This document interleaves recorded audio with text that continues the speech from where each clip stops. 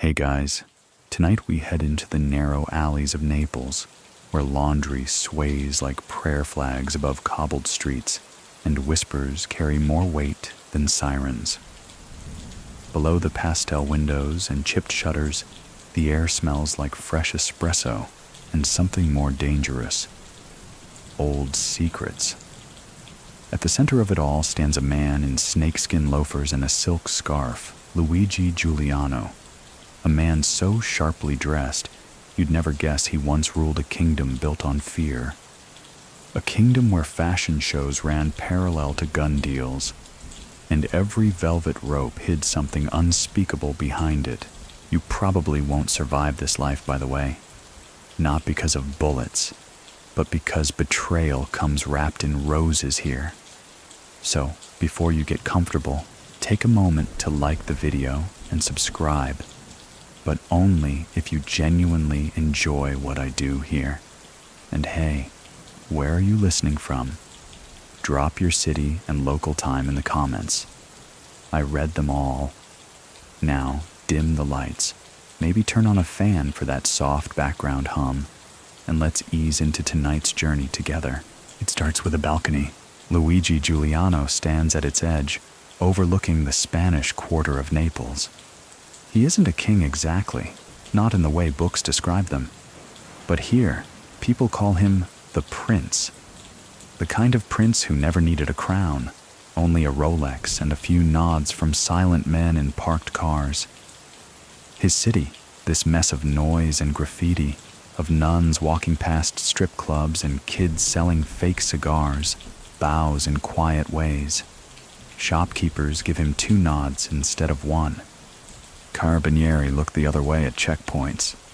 Old women bless him like a holy statue when he strolls past. At 42, he still walks like he's 25. His suits are tight at the waist, flared slightly at the ankle, and made by a tailor who knows better than to ask questions.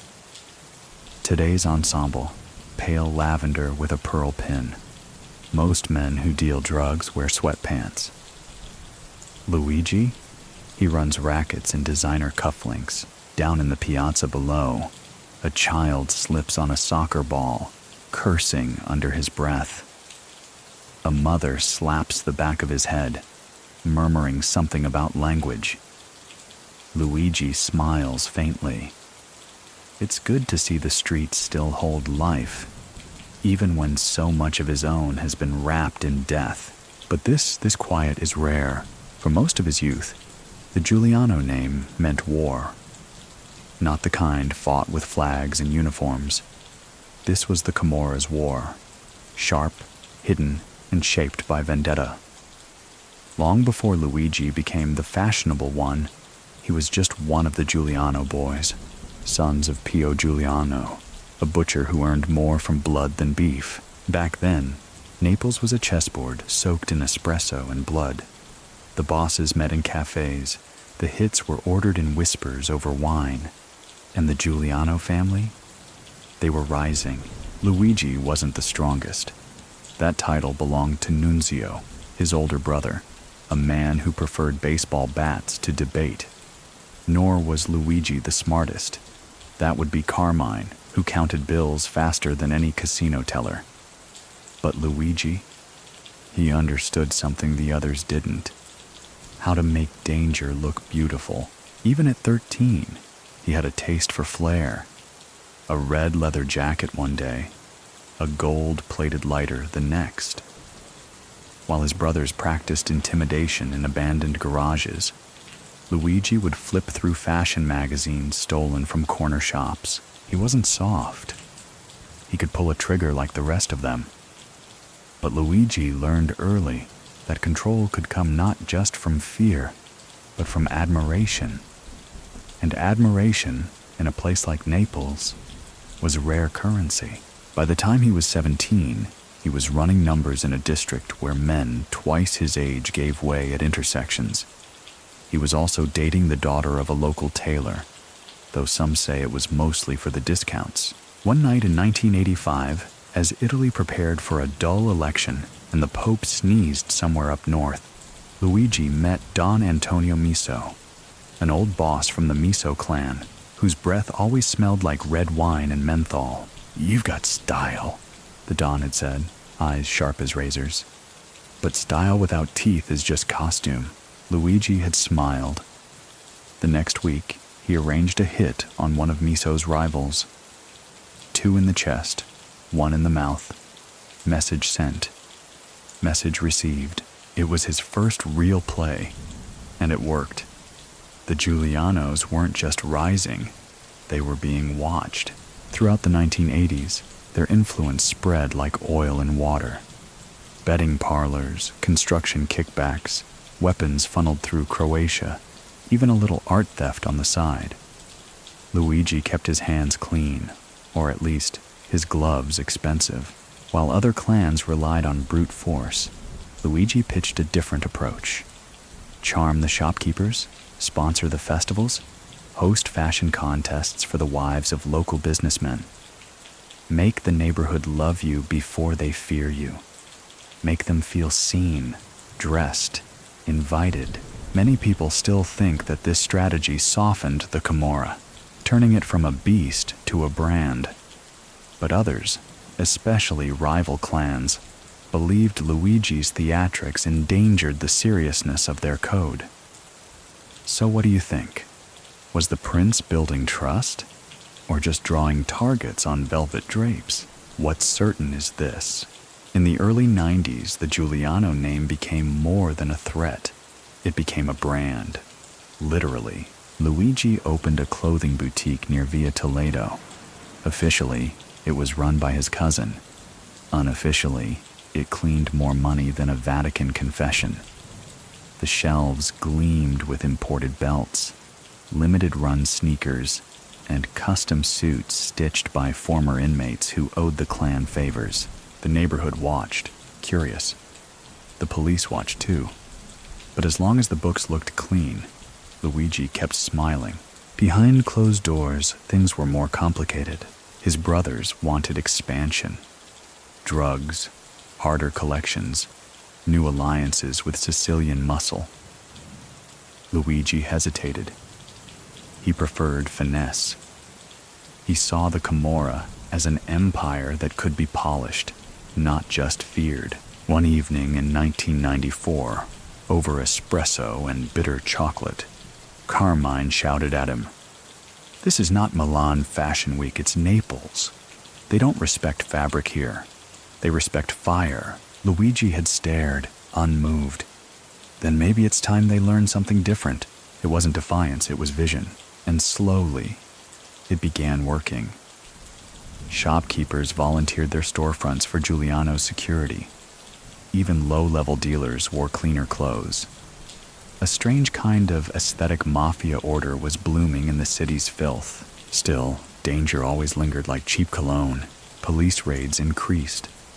So did whispers from other clans. They mocked Luigi's style, but envied his reach. And deep inside, Luigi began to wonder, can beauty survive when built on blood? That question would shadow him for years, but for now, the prince watched his city from the balcony. His shoes gleamed. His silence roared. Tomorrow, he'd dress again, not just to impress, but to rule.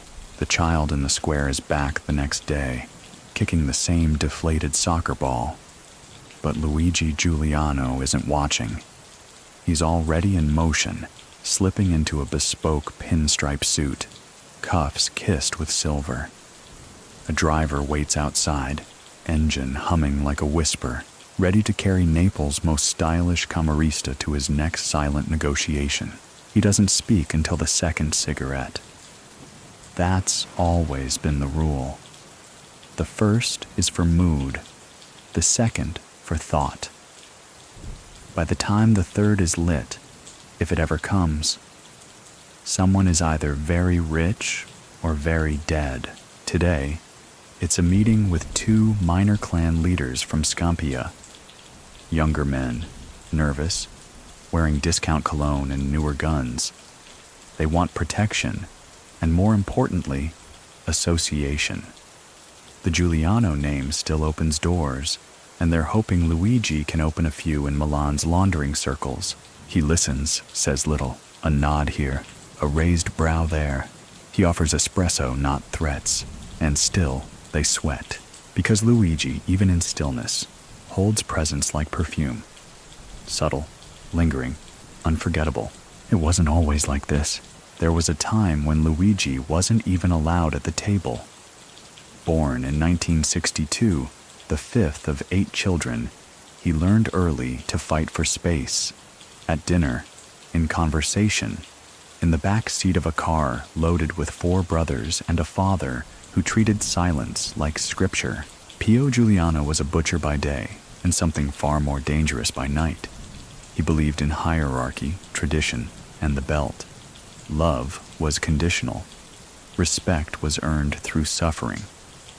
Luigi learned both quickly. By the age of 6, he was folding linen napkins with surgical precision. By 8, he could tell the difference between cashmere and wool with his eyes closed. His mother noticed. She praised him quietly when Pio wasn't listening. She feared softness. Naples had no place for soft boys. But she also saw something in Luigi, a hunger to belong, not just to survive.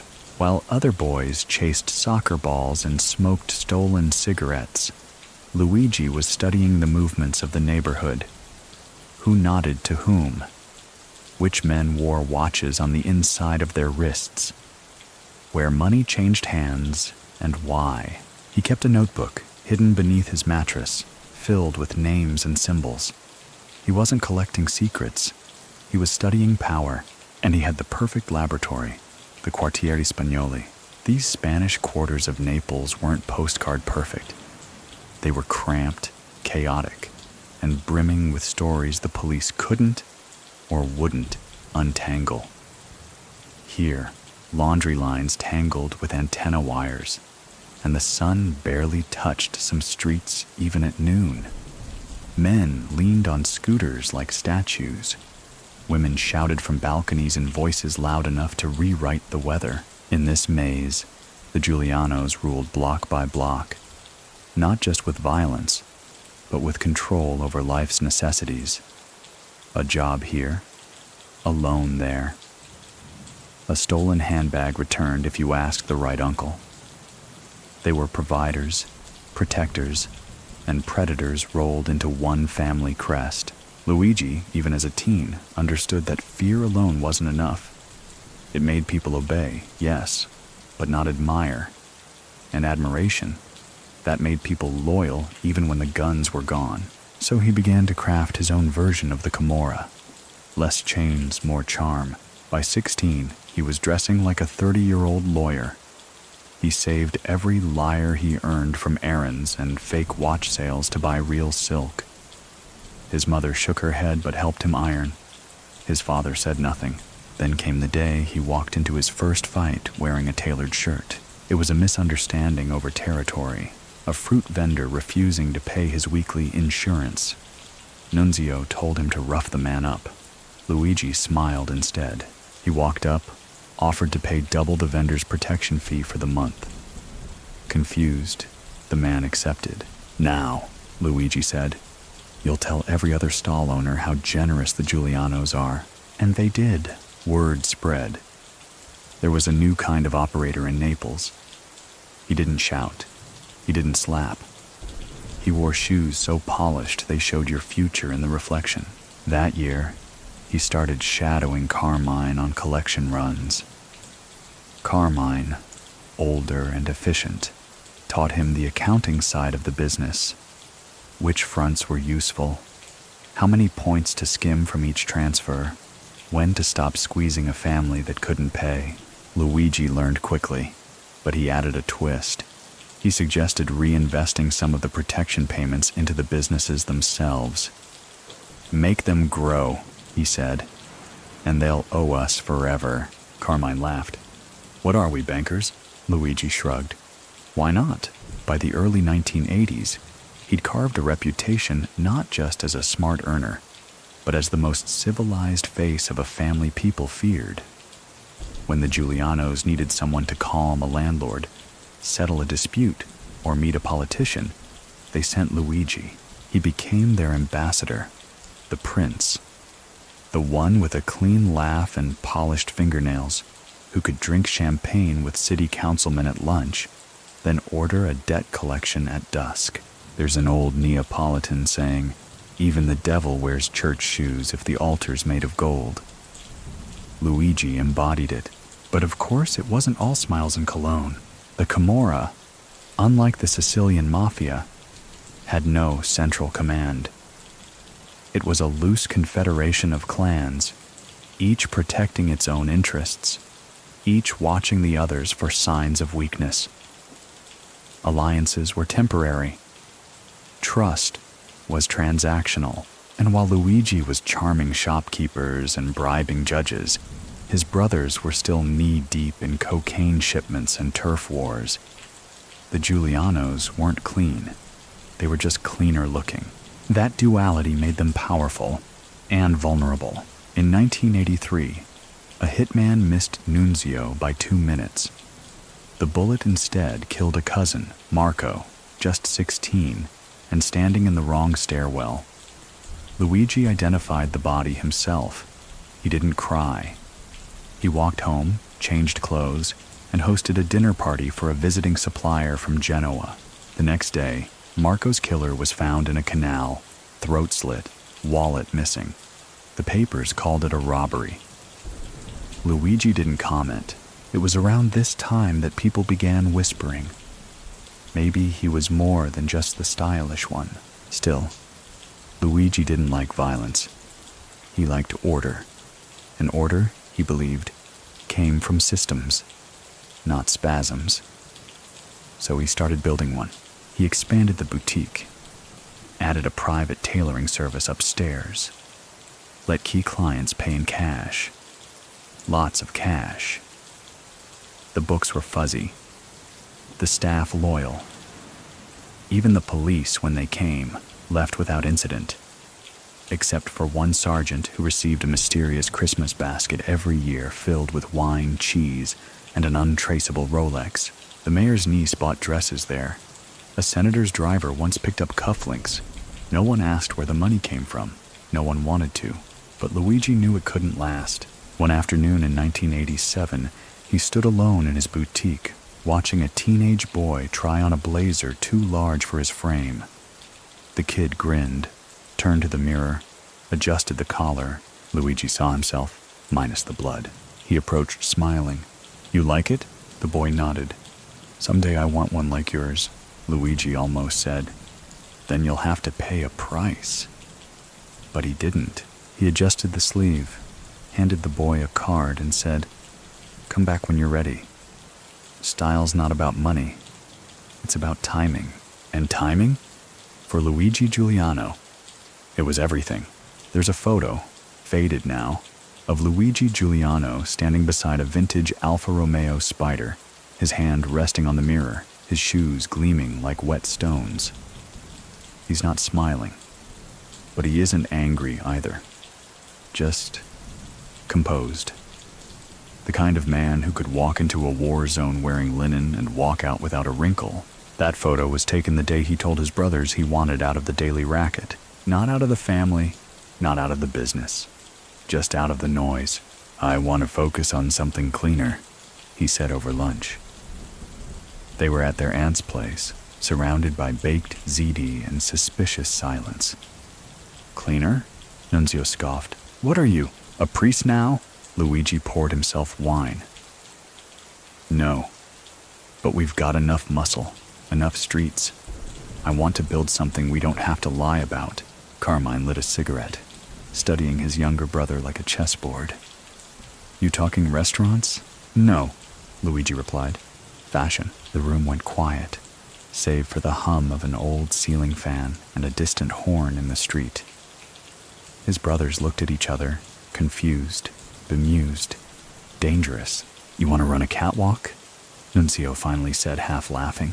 Luigi nodded. "I want to turn Naples into Milan, with better pasta." That earned an actual chuckle from Carmine. "You want a boutique? Fine. But keep it useful. It was not a blessing. Not exactly. But it wasn't a bullet either. In Camorra families, that counted as support. So, Luigi began his new chapter. One step closer to the life he imagined, one seam at a time. The shop opened on a sleepy corner just off Via dei Tribunali, the heart of old Naples. The awning was deep green. The windows smoked slightly, elegant but private. Inside, racks of blazers and button-downs lined the walls. Custom shoes waited in velvet boxes. The lighting was soft, the music low. Nothing screamed mobster money, but everything whispered controlled opulence. Locals were curious, tourists were oblivious, and Luigi, he was in his element. He began to host small events, late-night fittings for up-and-coming musicians, trunk shows that doubled as clan meetings. He'd invite journalists, stylists, and occasionally old rivals. The front was so legitimate, it became beautiful. And beauty made people forget. But make no mistake, money still moved behind the mannequins. A back room with a single mirrored door led to the counting room. There, trusted men tallied stacks of cash, mostly from gambling and construction skims. Everything smelled like leather, ink, and faint cologne. Very few raised voices, even fewer mistakes. Luigi made it clear. No violence in the boutique, no threats, no guns. Blood ruins silk, he once told a soldier who broke the rule. That man was later transferred to another district. No one ever saw him again. In public, Luigi cultivated a persona. He posed for photos at charity balls, shook hands with city councilors, and occasionally dropped lines in newspapers about revitalizing Neapolitan style. Reporters liked him. He gave good quotes. He had opinions on fabric weight and lapel width. He could name designers, wine vintages, and regional cheeses without pause.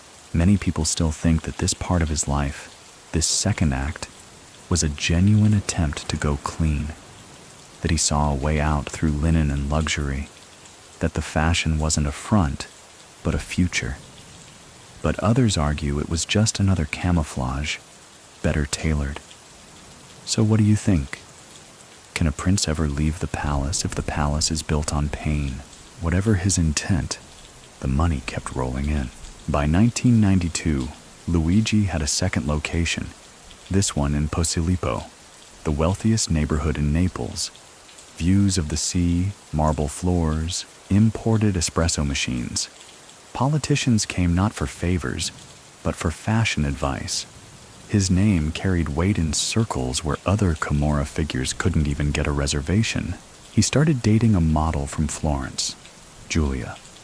Tall, sculpted, aloof. They looked like something off the cover of Vogue Italia. She claimed not to know about his past, or maybe she just liked the way he ordered wine. One night, at a rooftop party thrown by a local art collector, Giulia asked, "Do you ever miss the street?" Luigi swirled his glass, watching the moon smear itself across the sea. "I never left," he said, and in truth, he hadn't. While his clothes got sharper, the business beneath them got darker. The 1990s were volatile. The Giuliano clan, once tight-knit, was cracking. Younger cousins wanted power. The older generation wanted peace. And the other clans, especially the Licciardis and the Continis, were watching for signs of weakness. Luigi tried diplomacy, meetings in back rooms, toasts over wine, promises whispered over veal saltimbocca. But Naples doesn't negotiate forever. The first warning came on a Tuesday, a brick through the boutique's window. Wrapped inside, a note. "You forgot where you came from." Luigi read it once, then burned it. He didn't flinch, but he did make a call. 2 weeks later, a fire gutted a small gambling house in Forcella, one owned by a man suspected of throwing that brick. No arrests were made. Luigi didn't retaliate often, but when he did, it was decisive, precise, surgical. Still, the message was clear. Someone wanted him off the chessboard, and not just as a style icon. At home, Giulia grew distant. She asked questions he didn't want to answer. She hinted at moving to Milan. "You could start fresh," she said, but Luigi had already learned. Fresh starts in Naples were rare. You could change your name, your suits, your girlfriend, but the blood stayed the same. He proposed anyway. Over dinner, white tablecloth, 2 candles, 1 diamond ring. She didn't say yes. She didn't say no. She just stared at him for a long time and whispered, "I think you want a wife more than you want me." He never mentioned it again. Instead, he doubled down on his vision. He hired a team of designers, real ones, offered them triple their current salaries.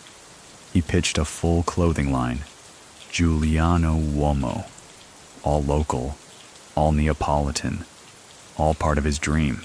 The first fashion show was held in an old monastery-turned-event hall. Guests drank Prosecco under crumbling frescoes. Models strutted in tailored suits while violinists played Morricone. Critics called it bold and unexpected. Luigi wore midnight blue, his hair slicked back, his smile sharp enough to cut bread. The reviews were kind, but not everyone was impressed. That night, as he returned home, a motorcycle drove past his car and tossed a Molotov through the rear window. His driver was burned. Luigi escaped with singed eyebrows and a renewed sense of paranoia. He moved into a penthouse with 3 exits, hired new guards, kept a gun in the bathroom drawer.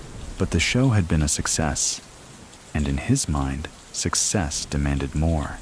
More presence, more charm, more silk, and always more control. Because Luigi Giuliano, Camorra prince, fashion whisperer, reluctant warlord, understood one unshakable truth: style fades, power doesn't. In Naples, even the pigeons seem to gossip.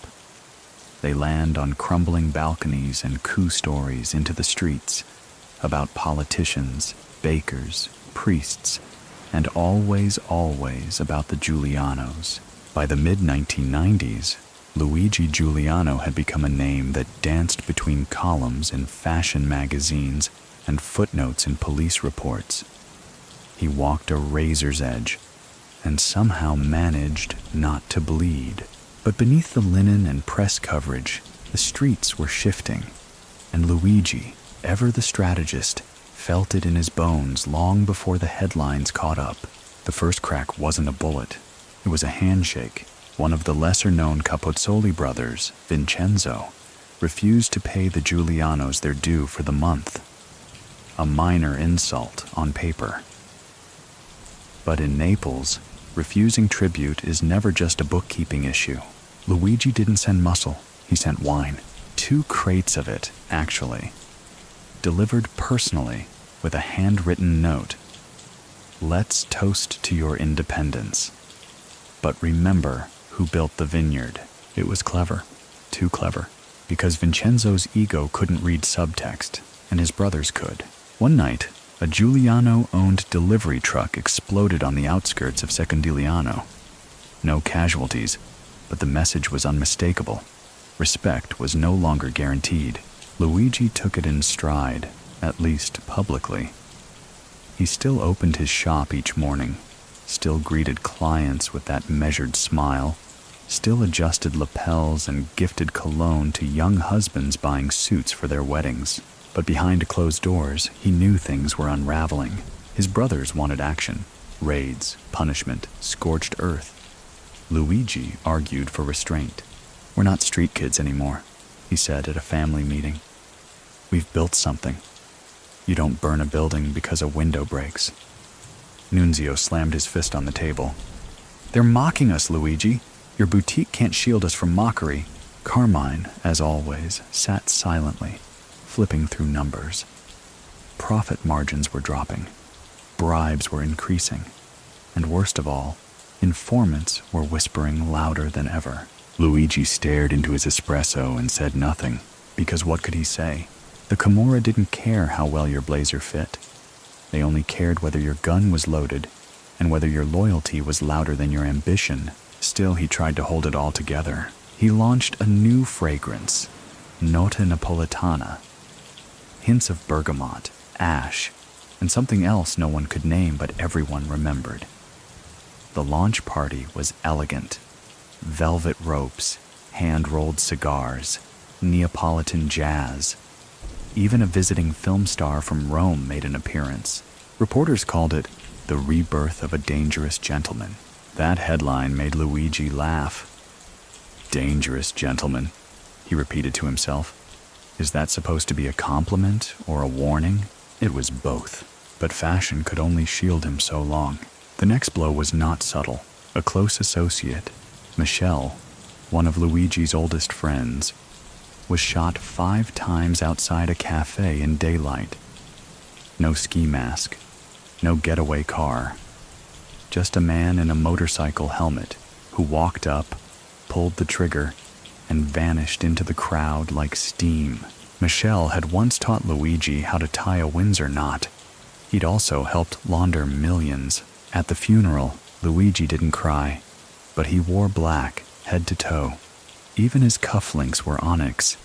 Giulia held his arm, silent as cameras clicked from behind trees. Many people still think that this moment marked the end of Luigi's delusions, that after Michelle's death, he stopped pretending that silk and street wars could coexist. But others argue that this was the moment he leaned harder into the mask. That grief became another layer in his wardrobe. So, what do you think? Did the prince retreat or rebrand? That same week, Giulia left. No drama, no screams.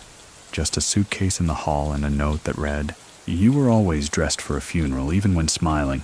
Luigi read it twice, folded it, and slipped it into a drawer with receipts and old campaign buttons from city council races he quietly funded. He didn't call her. Instead, he doubled security. He stopped walking alone. He carried a sidearm again. Beretta. Polished. Unregistered. He hadn't touched one in years. His brothers noticed. "You're back," Nunzio said, almost approving. But Luigi didn't respond. Because he wasn't back. He was adapting. He made new alliances. Quiet ones.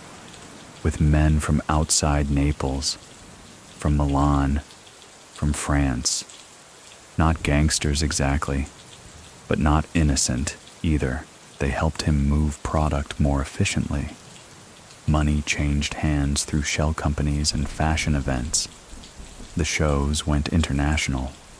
Small venues in Marseille, Antwerp, Barcelona. Always clean. Always full of press. Always hiding something just beneath the hem. But at home, Naples was souring. The Giulianos were no longer feared by default. Their rivals sensed hesitation. And hesitation is a scent even pigeons can smell. One evening, as Luigi drove through the Spanish quarters, he noticed something odd. A corner usually watched by their own had been taken over. Not violently, but obviously.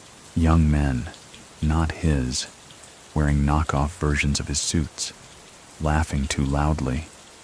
One even pointed at Luigi's car and said something that made the others burst out.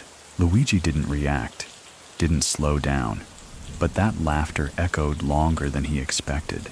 He went home, poured wine, looked out over the rooftops, and made a decision. He would host a dinner, a real one. He invited every clan leader in the city, even the ones he hated, especially those. He chose the setting carefully. A private room in a restored villa outside the city center. Candlelit, heavy drapes, crystal glasses. The kind of place no one would expect a gangster meeting, which made it perfect. They came, curious, cautious, armed. Luigi stood at the head of the table in dove gray, no tie. He poured the first glass. "We are all men of tradition," he began. "But traditions that don't evolve become tombs." Some laughed, some shifted. One man lit a cigarette without asking. Luigi smiled. "We can keep bleeding each other dry, or we can dress for something bigger." He laid out a plan. Shared influence, pooled investments, cleaner fronts, less street violence. More money, less noise. He even offered to step back from certain territories if it meant broader peace. There was silence. Then one of the older dons raised his glass. "To the Prince of Naples," he said, "who dreams in fabric and speaks in fire." They drank. The next day, one of the guests was shot in the leg outside a brothel. Luigi didn't call for revenge. He didn't host another dinner. He went back to his boutique and rearranged the window display. Fall colors, new lines, cleaner mannequins, because some kingdoms don't fall in thunder. They rust, and some princes, no matter how beautifully dressed, still bleed when no one is looking. There's a moment just before sunrise in Naples when the whole city seems to sigh. It's not quite silence. There's always a Vespa somewhere, but it's something like surrender. The air is cooler. The cobblestones are damp. Even the dogs sleep. Luigi Giuliano loved that moment. He'd rise early, step onto his penthouse terrace with a cup of strong, bitter coffee, and watch the city stretch awake beneath him. The streets he used to run now looked so far away, even though he could still see the roofs where deals were struck, bodies dumped, or roses thrown after funerals. This morning, the coffee tasted burnt. Or maybe it was just his mood. A call had come during the night. Another cousin arrested. This one had been careless, flaunting a new car, leaving behind sloppy paperwork. The kind of mistake Luigi would never make. He lit a cigarette and stared down at his reflection in the glass. The lines around his eyes were deeper. His suits fit better than ever, but his skin carried more than cologne now. It carried memory. The Giuliano name still echoed in Naples, but it no longer rang like a church bell. It scraped like a tin can down an alley. Too many enemies, too few loyalists. And his brothers, once so united, were fracturing like old concrete. Nunzio wanted a return to violence. Carmine was talking about moving operations to Spain. And Luigi just wanted the world to sit still long enough for him to breathe. He turned from the terrace and dressed slowly. Shirt, cufflinks, blazer. He paused at the mirror, adjusting the pocket square. The man who stared back was flawless and exhausted. Downstairs, the driver waited. They were heading to a ribbon-cutting ceremony for a new cultural center that Luigi had funded through a maze of donations. It was the kind of thing respectable people did. The kind of thing he needed to do more often. At the event, he smiled for cameras, shook hands with local politicians, and kissed old women on both cheeks. He gave a short speech, warm, rehearsed, filled with phrases like community growth and heritage preservation. Everyone clapped. Behind him, a security man whispered in his ear, "We have eyes on 2 Contini men in the crowd." Luigi didn't flinch. He nodded, thanked the crowd, and made a quiet exit through the back. In the car, he stared at his shoes. Italian leather, hand-stitched, perfectly polished, but they couldn't outrun what was coming. That evening, he hosted a family dinner, one of those rare nights when everyone gathered without an agenda. Cousins, nephews, aunts, even Nunzio showed up, though late and drunk. The table groaned with food. Spaghetti alle vongole, roasted lamb, mozzarella so fresh it wept on the plate. For a few hours there was laughter, stories about childhood, jokes about who had the worst haircut in the 80s. Luigi sat quietly, sipping wine, watching. He thought, this is what I wanted. A family that survived. A name that meant something more than fear. But then Nunzio leaned over, voice low and sharp. "You think these dinners make you Don Corleone? They don't. They make you soft." Luigi smiled, but his jaw tightened. "And yet, here you are," he replied. It was the last time they spoke as brothers. Within a week, Nunzio launched an unauthorized raid on a rival crew. Guns, blood, arrests. The headlines screamed, "Camorra Resurgence." The mayor went on television and promised a crackdown. Police raided several businesses, including Luigi's boutique. They didn't find much. A few irregularities, some suspicious receipts, but the damage was done. Reputation, Luigi knew, is a fragile suit. Once torn, it's never quite the same. He called Carmine the next day. "This is spiraling," Luigi said. "We need to think long-term." Carmine was quiet for a moment. "You should leave," he said finally. "Take the clean money. Go." Luigi laughed softly. "Leave Naples? You already have," Carmine replied. "You just don't admit it."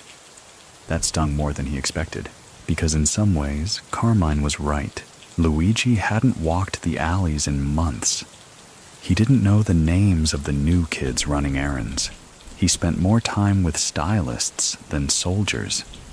His kingdom had become a showroom. Still, he couldn't leave. Naples wasn't just home. It was his legacy, his canvas, his confession booth, so he stayed. But he changed. He started appearing less in public. He shuttered the Posillipo store. He moved meetings to private villas and offshore yachts. The fashion line was sold, quietly, to a Milanese investor with clean hands and dirty pockets. Giulia called once, just once. She'd seen an article about his retreat from the public eye. She asked if he was sick. "No," Luigi said, "just tired of being misunderstood." She didn't laugh. They talked for a while. About nothing. About everything. When she hung up, he sat in silence for an hour, holding the phone like a relic. The Giuliano family continued. Sort of. Nunzio was arrested. Again. This time, he wouldn't get out. Carmine disappeared to Spain, just like he said. No one heard from him again. And Luigi? He became a ghost in tailored clothing, spotted in cafes, always alone, whispered about at weddings, rumored to be investing in a vineyard, rumored to be working with the police, rumored to be dead. Many people still think that this period was Luigi's attempt at redemption, that by stepping away, by letting the streets take what they wanted, he was saving what little was left. But others say he was merely retreating, letting silence rewrite his story so the ending wouldn't seem so bitter. So what do you think? Was he a man who found peace, or just ran out of fights? What's known is this: Luigi Giuliano, once the Prince of Naples, now walked without an entourage. He paid for his espresso in cash. He held doors open for old women, and when people recognized him, they looked twice, but never spoke first, because you never greet a ghost unless it greets you.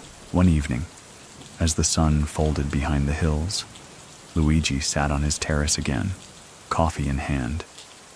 He was older now, slower, but his eyes still held that glint, the one that made shopkeepers whisper and soldiers pause. He watched the city breathe and whispered back. The year was 1999, and Naples was a slow-burning fuse. The government had changed hands again. The euro was whispering its way into Italian wallets, and the city's underground was quietly recalibrating itself. The older clans were either behind bars or buried under churches. A new generation of criminals, leaner, younger, more brutal, was rising from the gutters, less interested in codes and tradition, more concerned with speed, money, and social media's earliest flickers. Luigi Giuliano stood in the middle of it all, dressed in cream linen, looking like he belonged to another century. He had survived decades in a life that chewed men up by 30. He'd built a brand, a facade, an empire with velvet ropes and silent ledgers. But now, survival alone wasn't enough. He wanted stillness, but Naples wanted noise, and no matter how expensive his silence had become, someone was always willing to break it. It began with a letter, hand-delivered, no return address. Just one sentence scrawled in black ink. "Your time is borrowed, but we remember the loan." He didn't show it to anyone, just folded it and placed it behind a picture frame in his apartment, next to the one photo he still kept of his brothers together. Before the arrests, before the blood, before the betrayal that would define them all. Luigi had enemies, that was a given, but it was the quiet ones that worried him most. That week, he made 2 phone calls, one to a notary, one to a priest. The notary helped draft new legal protections. Shell companies restructured, assets moved offshore, real estate signed over to strawmen with generic names and clean suits.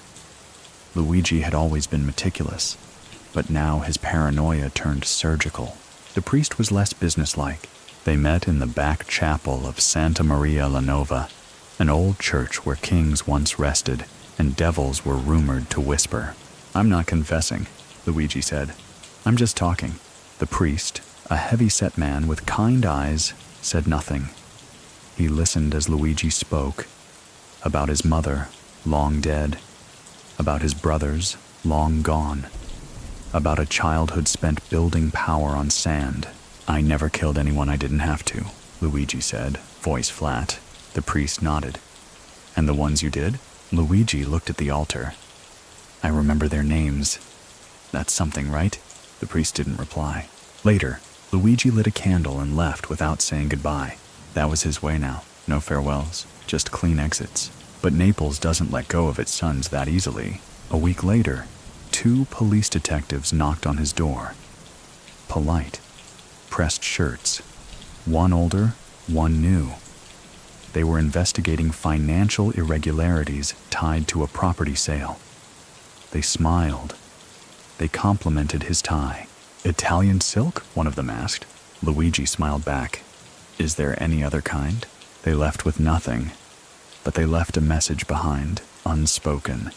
"We're watching again." He tightened everything. Security, accounts, schedules. He stopped dining out, had groceries delivered, sold the boutique quietly to a cousin-in-law with no known ties to the family name. Retired from visibility, but still, the past wouldn't stay folded away. A former associate, Giancarlo, was caught on wiretap mentioning Luigi by name, not in direct connection to anything violent. Just a joke about his taste in suits and how even the prince had once approved a warehouse full of smuggled arms. Luigi heard about it 3 days later. Giancarlo disappeared 4 days after that. Many people still think that Luigi had nothing to do with it, that by then he had removed himself from every moving part of the machine. But others insist that old habits die like old rivals, slowly and only when made to. So what do you think? Was the man in linen still pulling strings, or had the strings been cut long ago? The truth lies somewhere in the folds, because even in his isolation, Luigi's presence lingered. Young gangsters tried to imitate him. They wore knockoff versions of his old wardrobe, posted blurry photos of his boutique on early web forums, tried to walk with the same half-smile and smooth gait. But none could match it, because they didn't understand what held the style together: restraint and fear. Luigi wasn't feared because he was loud. He was feared because he never had to be. But all empires decay, even the quiet ones. One morning in early spring, Luigi received another letter. This one wasn't a threat. It was an invitation from Rome, a contact in the Ministry of the Interior, someone Luigi had helped years ago during a property deal that conveniently disappeared from public records. Wanted a meeting. Discreet, off the books, but urgent. Luigi took the train. He didn't bring guards, didn't wear a weapon, just a tailored navy suit, a watch worth more than a small apartment, and the kind of stillness that made people hesitate before asking questions. The meeting took place in a private office above a wine cellar in Trastevere. Neutral territory. The official was younger than expected, nervous, clearly out of his depth. "We need peace," the man said. "Stability. You still have influence. Use it." Luigi sipped his espresso. "And what do I get?" "Time," the man said, and silence. It wasn't a threat. It was a plea, because Naples was becoming a war zone again. The new generation of clans didn't care about codes or elegance or alliances. They wanted headlines, viral videos, blood in the streets, and the government. It needed someone, anyone, to hold a leash. Luigi left the meeting without agreeing to anything, but 2 weeks later, a ceasefire was declared among 3 of the most violent crews in the city. No one knew who arranged it, but Luigi started sleeping better. He began taking walks again, early in the morning, when the streets were still wet and the city hadn't quite remembered how to hate itself. He would nod at the fruit vendors, watch the school children run late. Sometimes they stared. One boy, no older than 10, once asked him, "Mister, are you famous?" Luigi bent down, smiled, and said, "Only to people who forgot to forget." And maybe that was enough. Not redemption, not forgiveness, just the right to walk unbothered in a city that had already taken everything it could from him. There are stories that never get told aloud in Naples, too soft to be legend, too sharp to be forgotten. They live in the sigh between 2 old women on a bench, in the way a cafe owner wipes the same counter 4 times, or in the long pause before someone answers a question about the past. Luigi Giuliano had become one of those stories. By the early 2000s, the Camorra was no longer the beast it had been during the Giuliano dynasty's golden years. It hadn't disappeared. It had metastasized, fragmented into smaller, younger factions. No codes, no poetry, just pills and pistols. Rap videos replaced rituals. Tattoos replaced hierarchy. The suits were gone. The loyalty, thinner than cigarette paper. And yet Luigi remained. He wasn't active, not in any official sense. But his name still cast a shadow. Businessmen lowered their voices when they said it. Young capos spoke of him like a figure out of time, like a myth in a linen blazer. One man, now old, who'd once served him espresso every morning, said, "When Giuliano walked in, even the flies stopped buzzing." Luigi had become a ghost before dying, and he preferred it that way. But ghosts still get called. The call came from a lawyer. There was a property dispute, something Luigi hadn't thought about in years. A warehouse, long sold, now the center of a legal scuffle between a shell company and a banking entity tied to another shell. The paperwork was a puzzle. The implications weren't. He had to show up, not in court, just in presence. So he did. He arrived in a charcoal suit, clean-shaven, sunglasses on. The building had changed. Glass doors now, new marble floor. But the silence inside still felt familiar. He walked the halls like someone who remembered every version of them. In the conference room, a young lawyer fidgeted with his pen. Another one scrolled through a tablet. No one greeted Luigi until one of them, the senior partner, looked up and said quietly, "You shouldn't have to be here." Luigi nodded. "But I am." The meeting lasted 12 minutes. No threats, no bluffs. Just a reminder, delivered by posture and pause, that some reputations don't require repetition. The dispute vanished a week later. Afterward, Luigi took a slow walk through the streets nearby. The area had gentrified. New cafes, yoga studios, tourists snapping photos of old graffiti they thought was art. He passed a mural of a lion painted across an alley wall. Someone had written beneath it in English, "Kings don't beg." He smiled, then frowned, then walked on, because even a lion gets tired. That week, he attended a baptism. Not family, exactly, but close enough. A former associate's grandson. The church was small, filled with the scent of lilies and old wood.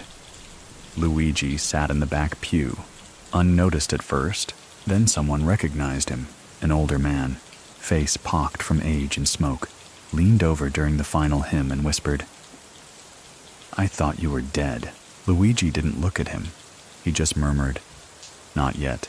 Outside, as guests mingled in the sunshine, the older man caught up to him again. "You know," he said, "the new kids, these boys in tracksuits and motorcycles, they think you were soft." Luigi lit a cigarette calmly. "That's fine. They don't fear your kind anymore." Luigi exhaled smoke, slow and even. "Then they'll learn the hard way." The man nodded, unsure if it was a promise or a prediction.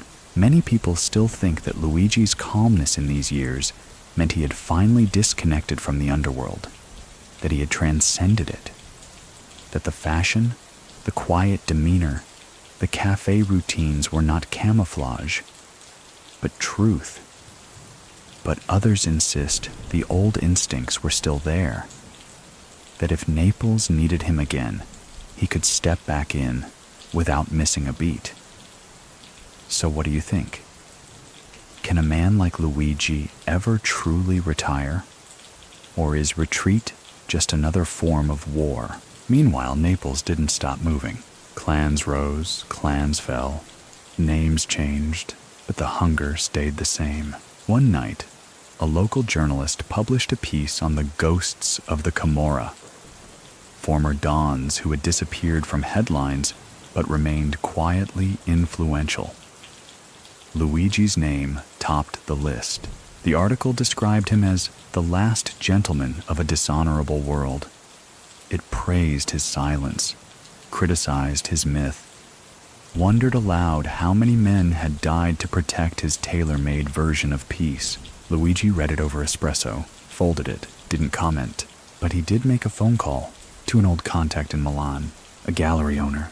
"I'm ready to sell the last 3, he said. "Paintings, originals, hidden in storage since the 90s. Not masterpieces, but valuable. A quiet way to liquidate assets no one could trace." He got the wire a week later, enough to fund a decade of solitude. He began planning something he hadn't done in years. A move, not far, just quieter. An apartment in the hills above Sorrento. Sea view. No neighbors. He told no one. Packed slowly, kept only what mattered. One morning, he closed the boutique's safe for the last time. It had been empty for years, save for a few keepsakes. His father's straight razor, a ledger from 1984, a photograph of Giulia at a fashion show in Florence. He left the key on the counter, walked out, and didn't look back. But Naples is not a city that forgets. 3 days after his departure, someone spray-painted his name across the boutique's front door. "Giuliano non si cancella." Giuliano cannot be erased. Tourists passed by without noticing.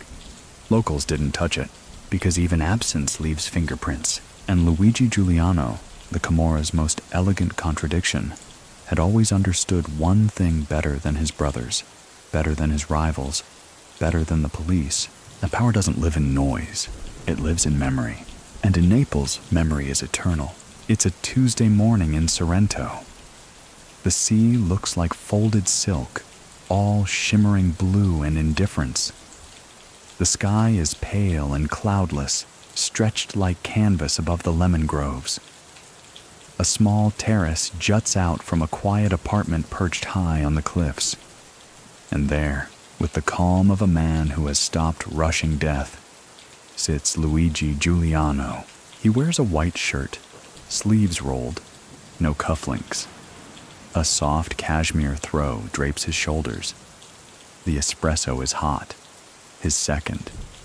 The newspaper lies untouched on the table, its headlines shouting of new arrests, new scandals, new names climbing the city's blood-soaked ladder. Luigi doesn't read the paper anymore. Not because he doesn't care, he cares more than he admits, but because he already knows how the stories end. Some go quietly, some go loudly. All go eventually. The sea breeze ruffles his hair. Somewhere below, A boat engine hums lazily. A child yells something joyful, and for a moment, Luigi lets himself believe it. That the war is over, that his debts have been paid, that ghosts no longer check his locks at night, but peace, in a life like his, is never a guarantee. It's a loan.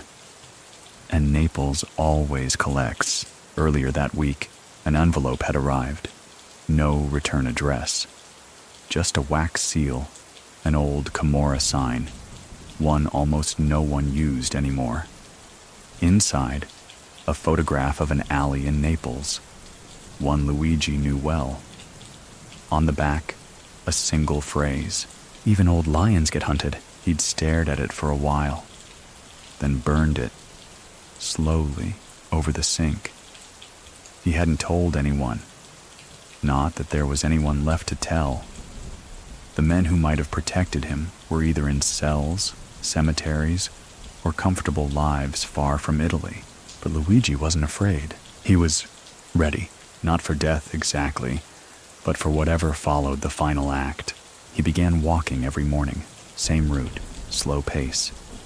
Down the hill, past the fruit vendor who never asked his name, along the winding coastal path, and back before the noon sun turned unforgiving. Locals knew him simply as Signore Giuliano. He was polite, private, always well-dressed, the kind of man whose history you don't ask about. And yet they wondered, because he walked like someone who'd seen too much. Like someone who wasn't watching the sea, but watching what might come out of it. One afternoon, while sipping espresso outside a small cafe, a young man approached.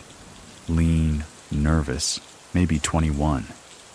Hair slicked back, shirt a size too big. He had that unmistakable Neapolitan edge, fast talk, darting eyes, charm shaped by survival. "Scusi, are you Luigi Giuliano?" Luigi didn't answer, just stared at him, the pause heavy. "I'm from the quartiere," the boy added. "My father. He used to run deliveries for your brother." Luigi nodded once, slow. "I've heard stories," the boy said. "They say you ran Naples like a tailor runs a needle. Quiet, but everything held together." Luigi exhaled through his nose. "And now?" The boy shifted. "Now it's chaos. They kill for nothing. Flash cash online. No rules." Luigi studied him. "And you?" "I want to do it different," the boy said. "Not stupid, not loud." Luigi looked past him at the sea. "Go home," he said finally. "Open a cafe. Learn patience. The streets owe no one." The boy frowned. "But they'll listen to me if I use your name." Luigi turned back, eyes sharper than they'd been in years. "Use my name," he said, "and you won't live long enough to regret it." The boy left, shaken. Later, Luigi sat longer than usual. The encounter had rattled something. Not fear, not anger, but memory. A flicker of that younger version of himself. The one who once thought charm could outlive blood. Who believed that style could fix what silence could not. That night, sleep didn't come easily. He poured himself grappa, stood on the terrace and watched the stars. They blinked like old debts, distant, but never quite gone. Many people still think that this was when Luigi started to prepare for the end, that the appearance of that boy, the warning, the letter, all reminded him that no matter how far you move, you can't outrun your reflection. But others believe he began planning something. One last move, one final play. Not for power, but for poetry. So what do you think?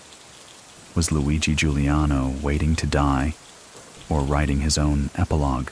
The truth lies in a single document. A file, handwritten, found years later after his death. Titled simply, "Per chi viene dopo." For whoever comes after. Inside, names, accounts, instructions, but also reflections, not confessions. He wrote, "I do not regret power. I regret moments wasted pretending it was enough. I regret the dinners I missed, the questions I didn't ask, the fear I taught too well. And later, they called me a prince, but I never had a kingdom, just a tailor's sense of control. You cannot stitch together what the world keeps tearing apart. No one knows who he wrote it for. Perhaps for the boy, perhaps for Julia, perhaps just for himself. The last line reads, "When I die, do not wear black. Wear something beautiful. Let them remember that I tried to make this thing, this curse, look like grace." Luigi Giuliano died in his sleep on a quiet Sunday. No violence, no cameras, no press. The apartment was spotless. The wardrobe arranged by season. His last suit laid out on the bed, light gray, with a pale blue pocket square. He was 71. In Naples, the news broke slowly. Some wept, some shrugged, some muttered. He lasted longer than anyone thought, but all agreed on one thing. The streets felt quieter that week, because a man like Luigi doesn't die. He just stops walking, and the footprints he leaves are stitched into the city's skin forever. Rain fell softly on Naples that morning, one of those gentle, misty drizzles that doesn't drench the city so much as remind it to slow down. The streets shone like old mirrors. Scooter wheels hissed through puddles, and outside a small chapel in the Quartiere Spagnoli, a few dozen figures stood in silence, umbrellas tilted, eyes low. They were there for Luigi. The papers didn't run headlines. No national tributes. No state funerals, obviously. Just a quiet death notice in a corner of Il Mattino, written in small type.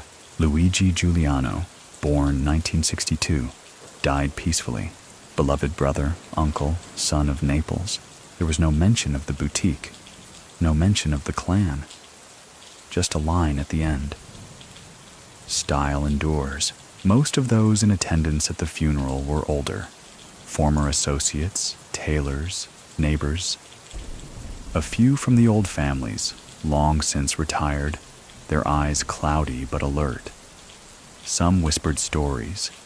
Some looked over their shoulders. One man, dressed in a tan coat and cracked leather shoes, stood the entire time with his hands folded, never blinking. Inside, the priest gave a short, modest eulogy. He was a man who knew silence, he said, and sometimes silence speaks the most. Luigi's coffin was simple. No gold, no ornate flourishes, just polished wood and a white rose on top. No one touched it. No one cried. But as it was lowered into the ground, the wind changed direction. Some noticed, most didn't, but Naples did. That evening, the rain stopped. The city glowed wet and moody, like a painting brushed once too many times.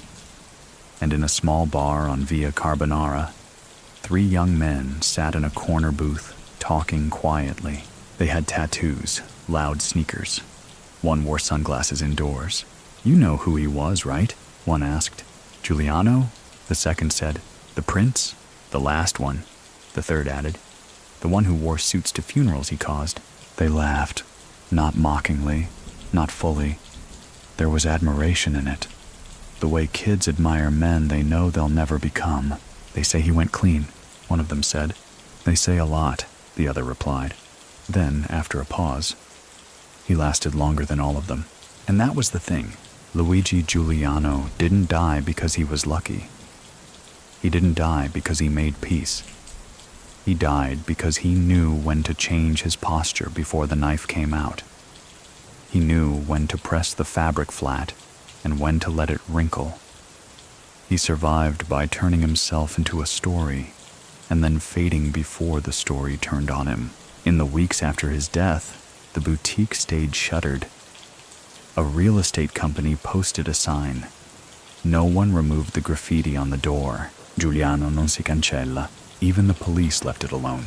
And somewhere, deep in the files of a quiet government office in Rome, a document sat unclassified. An old case. Name, Giuliano, Luigi. Status: deceased. Designation: formerly high risk, no longer relevant, but someone had scribbled a note at the bottom in pencil. No confirmed testimony, no collaboration, just vanished. Many people still think that Luigi Giuliano avoided prison by charm alone, that he never turned informant, never named names, never signed papers in sterile rooms, that his escape wasn't legal, it was spiritual, that he became untouchable, not because he was feared, but because he was too beautiful a myth to ruin. But others say that kind of escape is only granted once, and only to men who've paid for it in full. So what do you think? Was Luigi a traitor who danced in fine shoes while his empire bled behind him? Or was he a craftsman of survival, someone who tailored his life the way others tailored death? There's no answer, only atmosphere, because that's how he built his legend. Not with statements, but with settings. Not with declarations, but with details. The clean fold of a handkerchief, the pause before a handshake, the way his shoes never squeaked, even on wet marble. In his absence, Naples did what Naples always does. It adjusted. The streets remembered him quietly. A few boutiques posted photos of him in their windows, sepia-toned and uncaptioned. A cafe renamed a cocktail Il Principe, served with one olive and a silver stirrer. And in the darker corners, the newer bosses whispered his name with caution, not because they feared him, but because they feared becoming him, and knowing they'd never wear it as well. Somewhere along the coast, a vineyard changed hands. Its new owner never appeared in public, never hosted tastings, never expanded. But every harvest, a few cases of red were quietly sent to an address in Milan, unlabeled, paid in full. No one ever drank them. They just sat, unopened, like a question waiting for a quieter decade.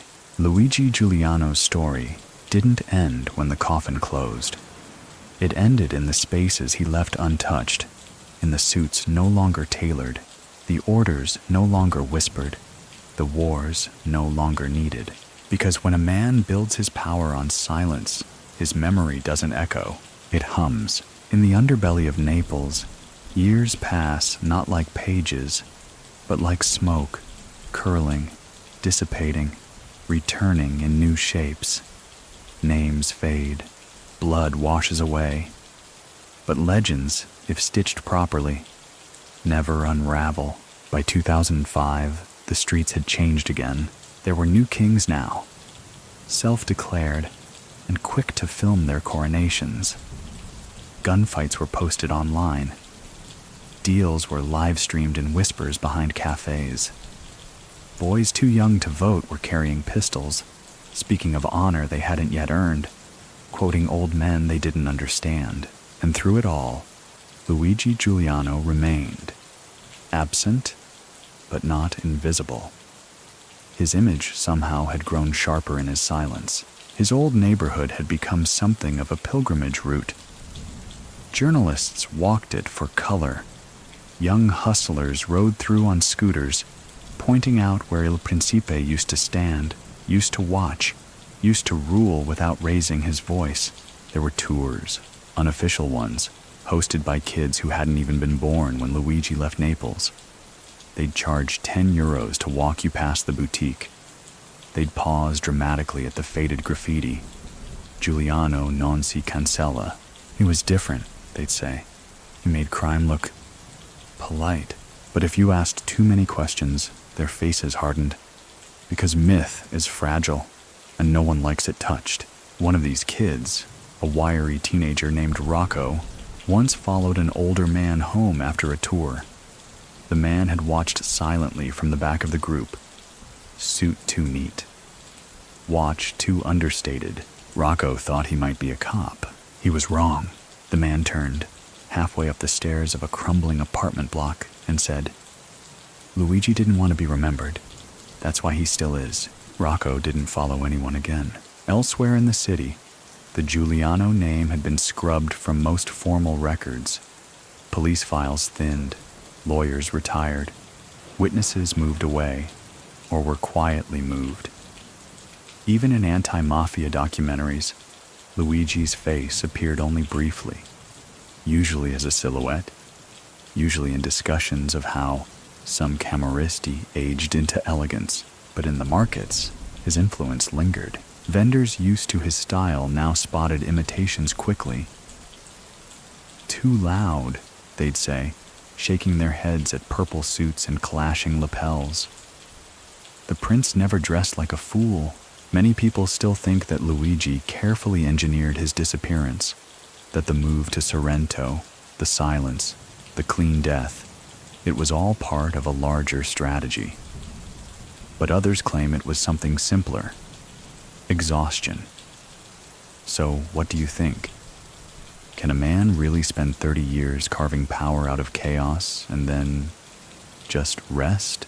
If Luigi ever left notes on that question, no one's found them. But a strange detail emerged years later. A small envelope was discovered inside an antique shop in Milan, tucked behind a stack of unsold prints. Inside was a Polaroid. Luigi, older, standing by a window. No date, no message, just an image. On the back, written in fine handwriting, "Style is knowing when to vanish." The shopkeeper didn't know who left it.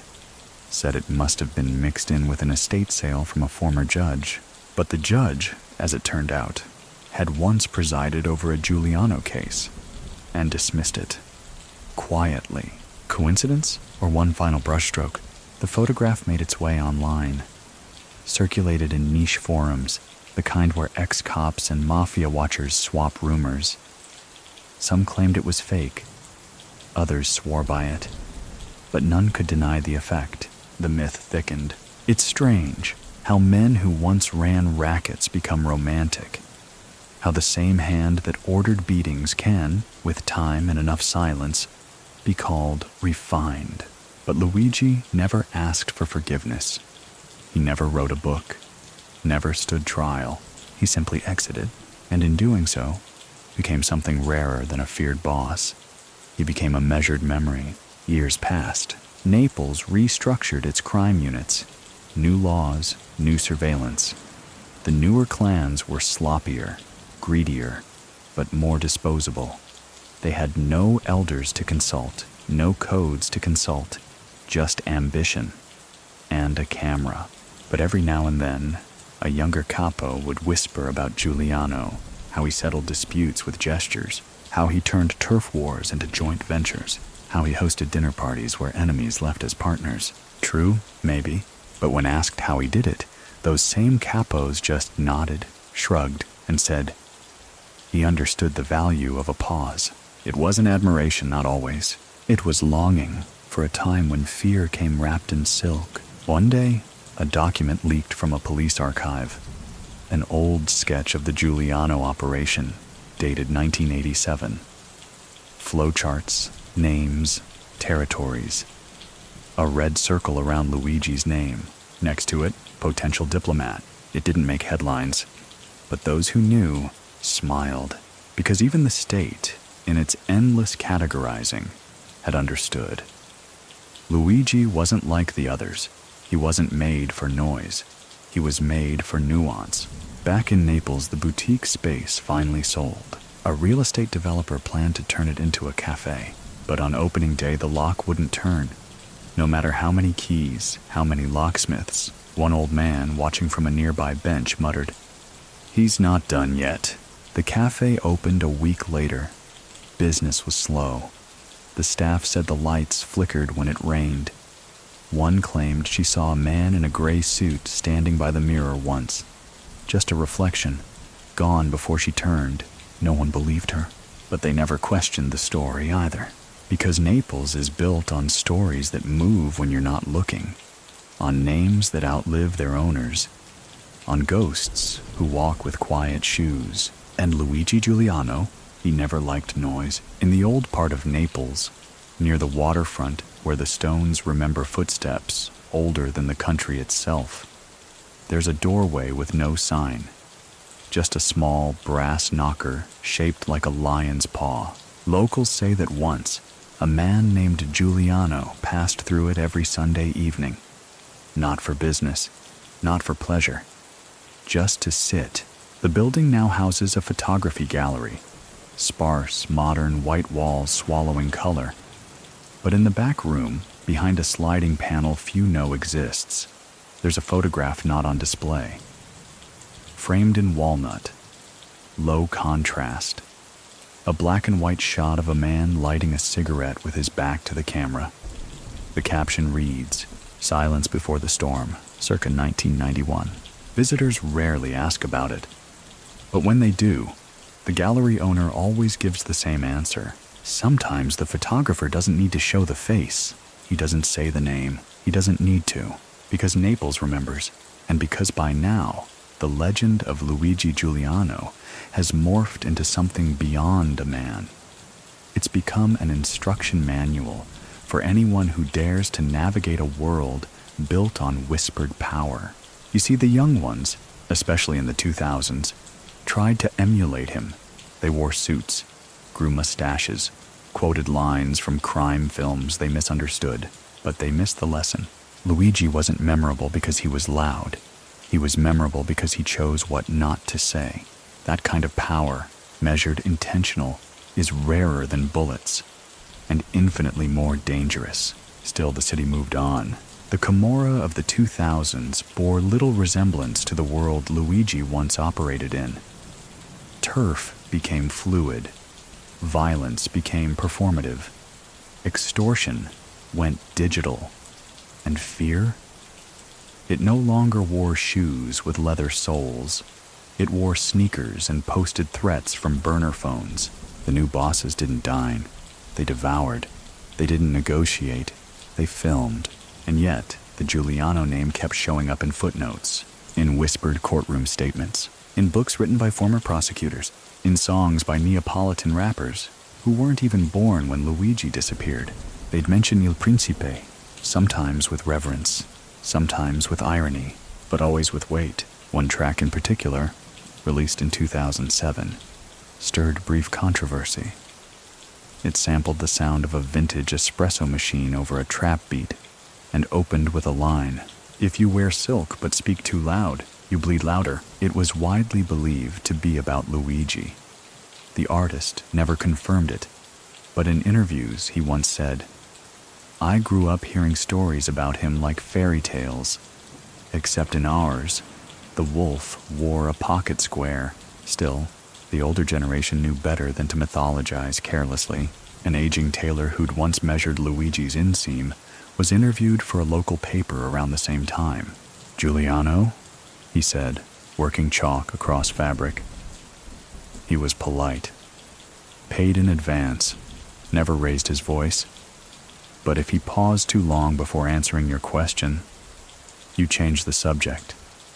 Many people still think that Luigi's myth was built for survival, that every gesture, every silence, every double-breasted jacket was a distraction, keeping eyes off the real business. But others argue it was something deeper, that for Luigi, style wasn't just camouflage, it was control. So what do you think? Can a man tailor his own reality so tightly that even truth can't wrinkle it? By now, Luigi had been gone for years, dead and buried, but still alive in posture. One curious bit of evidence remained. In 2010, an Italian academic published a dense paper on organized crime and the aesthetics of influence. Buried in a footnote was a claim that Luigi Giuliano had maintained monthly correspondence with a diplomat from France well into his later years. No proof, no letters, just a claim. But it raised questions. What did they talk about? Politics? Business? Philosophy? Or was Luigi simply cultivating one last thread of influence? Because that's the thing. Even when he seemed out of the game, he never dropped the needle, never snipped the last stitch. The myth had momentum now. Writers fed it. Screenwriters chased it. One even pitched a limited series about his life to an American network. They wanted to call it The Quiet Tailor. It never aired. Too subtle, they said, but the script circulated, and those who read it said the ending was perfect. Luigi, walking alone through a train station, carrying a single briefcase. He stops, looks up, sees nothing, just a board of destinations, then walks on. The actor cast to play him wore a three-piece gray suit and never spoke once in the entire pilot episode. It was artful, it was expensive, and no one bought it because in the end, the only person who ever got Luigi Giuliano right was Luigi himself. He wrote no memoir, gave no interviews, left no Instagram trail, just gestures. And gestures, unlike words, can't be misquoted. Back in Naples, the boutique space eventually reopened, not as a fashion shop, but as a florist. The owner, a widow in her 60s, never advertised. She said her flowers sold themselves. Above the cash register, she kept a photo, a blurred shot of a man opening the door for her years ago, when her husband died and she needed someone to carry the casket.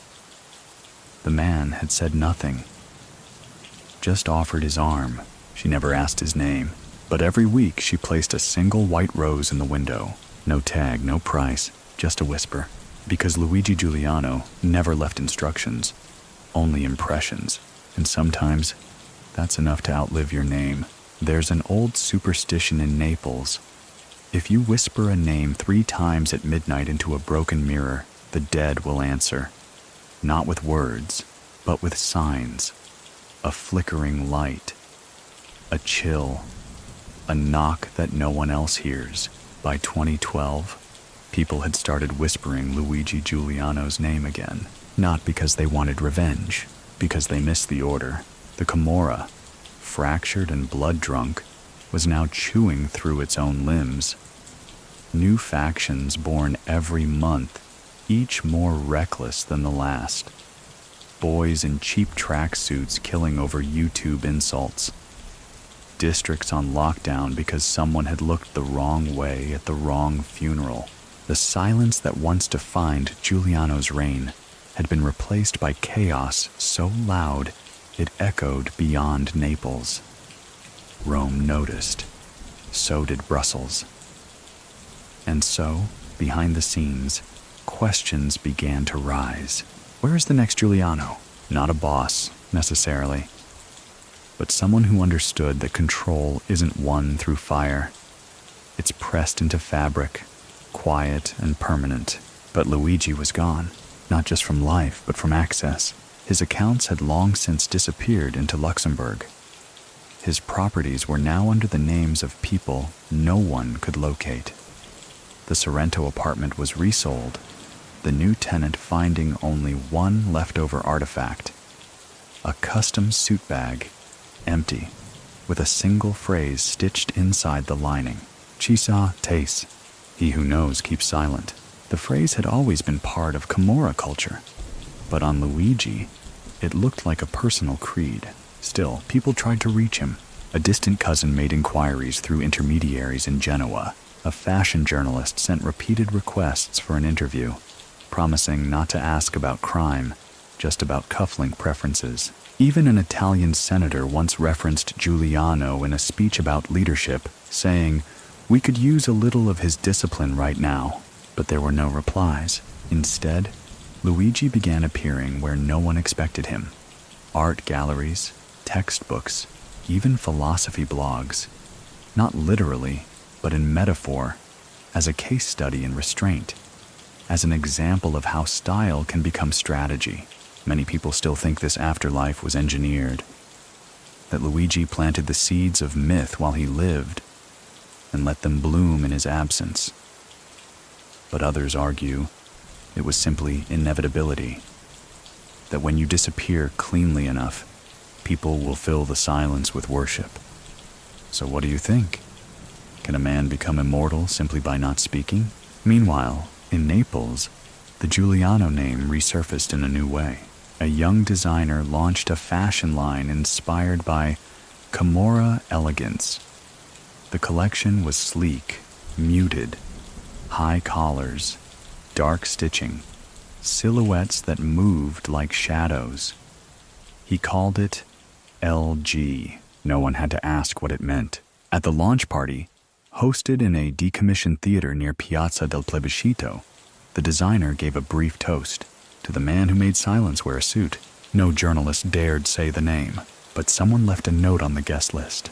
"Don't copy the man, copy the silence." Handwritten, no signature. Weeks later, the designer received a package. Inside, an ashtray made from volcanic stone. Elegant, unbranded. Tucked beneath it, a folded receipt from a tailor in Palermo. Paid in full. The date, 1998. That tailor had once stitched for Luigi. No return address, but the message was clear.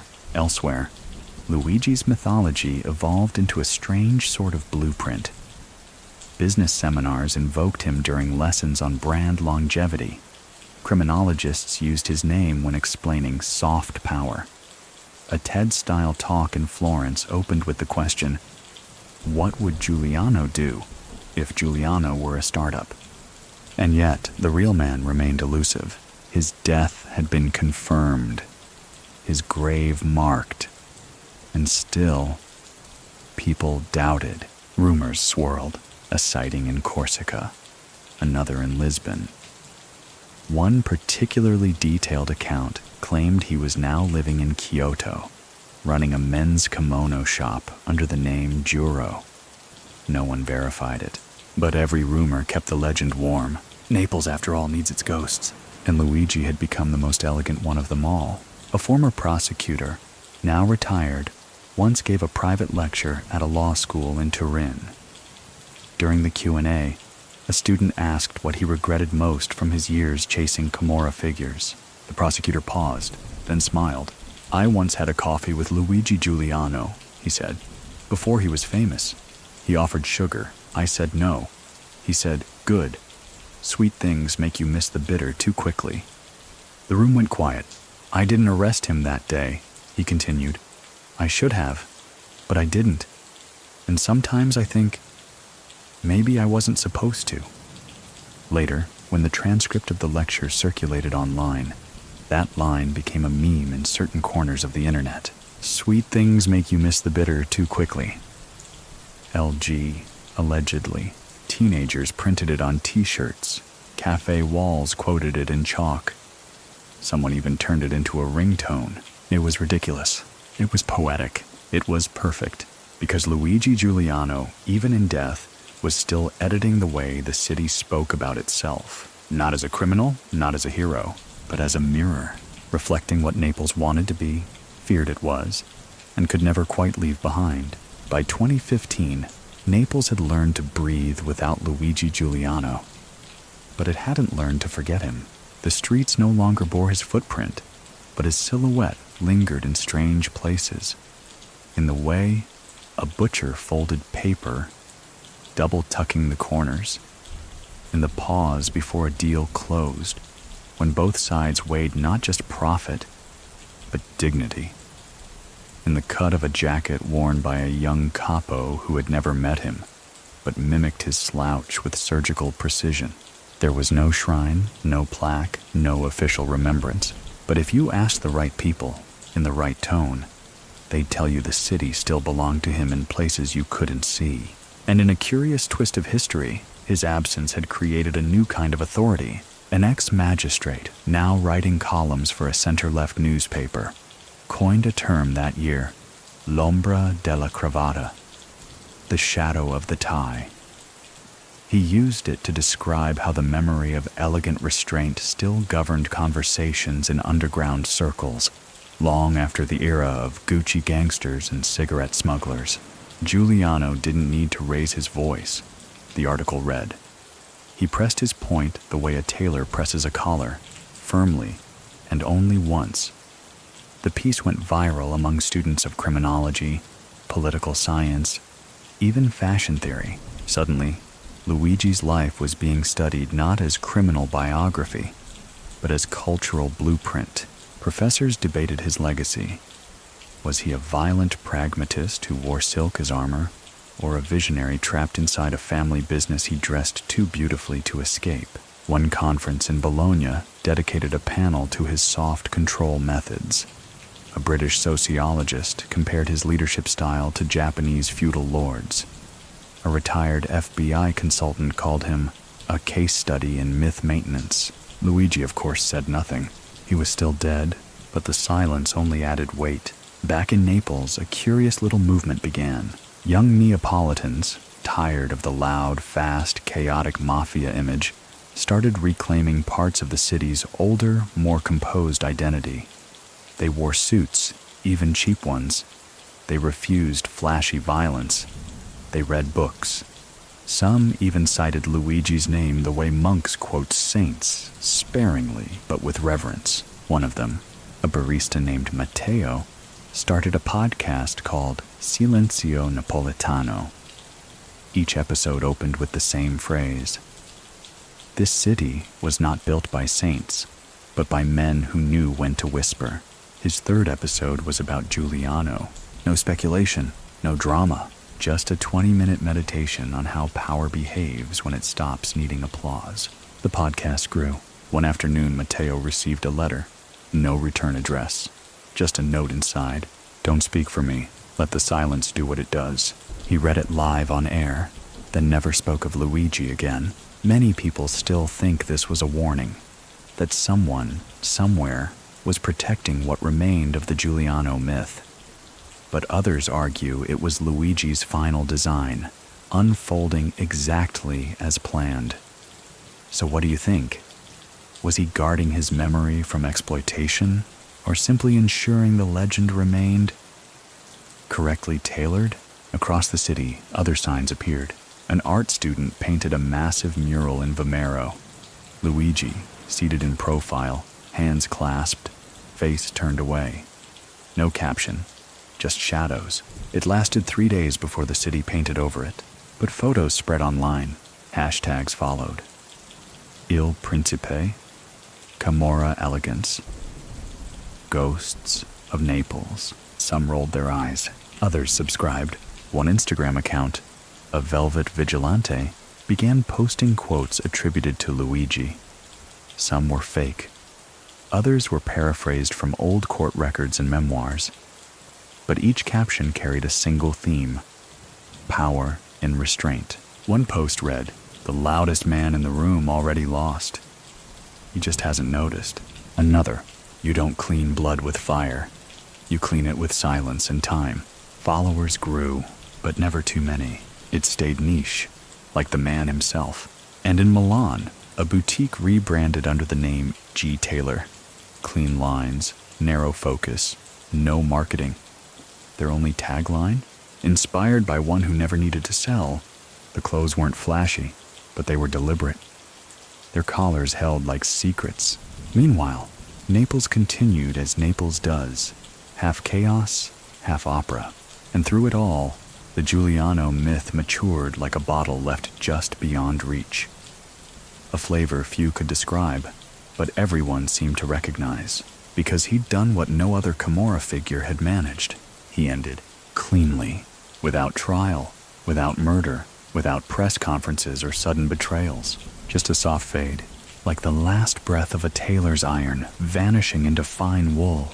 There were rumors, as always, that he left behind a second family, that his fortune still funded university scholarships under fake foundations, that he recorded hours of thoughts, kept locked in a safety deposit box somewhere in Switzerland. One lawyer claimed to have seen a manuscript, a thin memoir, handwritten, titled simply, Molto rumore per niente. Much ado about nothing, but nothing was confirmed. No one ever produced a page, which was, of course, exactly how Luigi would have wanted it.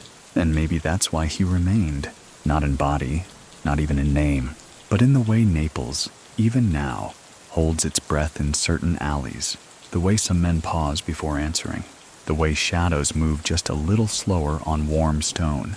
The summer of 2016 brought an unusual heat to Naples, one of those slow, suffocating waves that made even the statues sweat.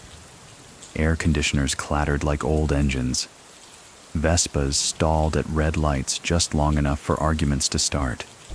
And across the Spanish quarters, The scent of melting asphalt mixed with espresso, gasoline, and history.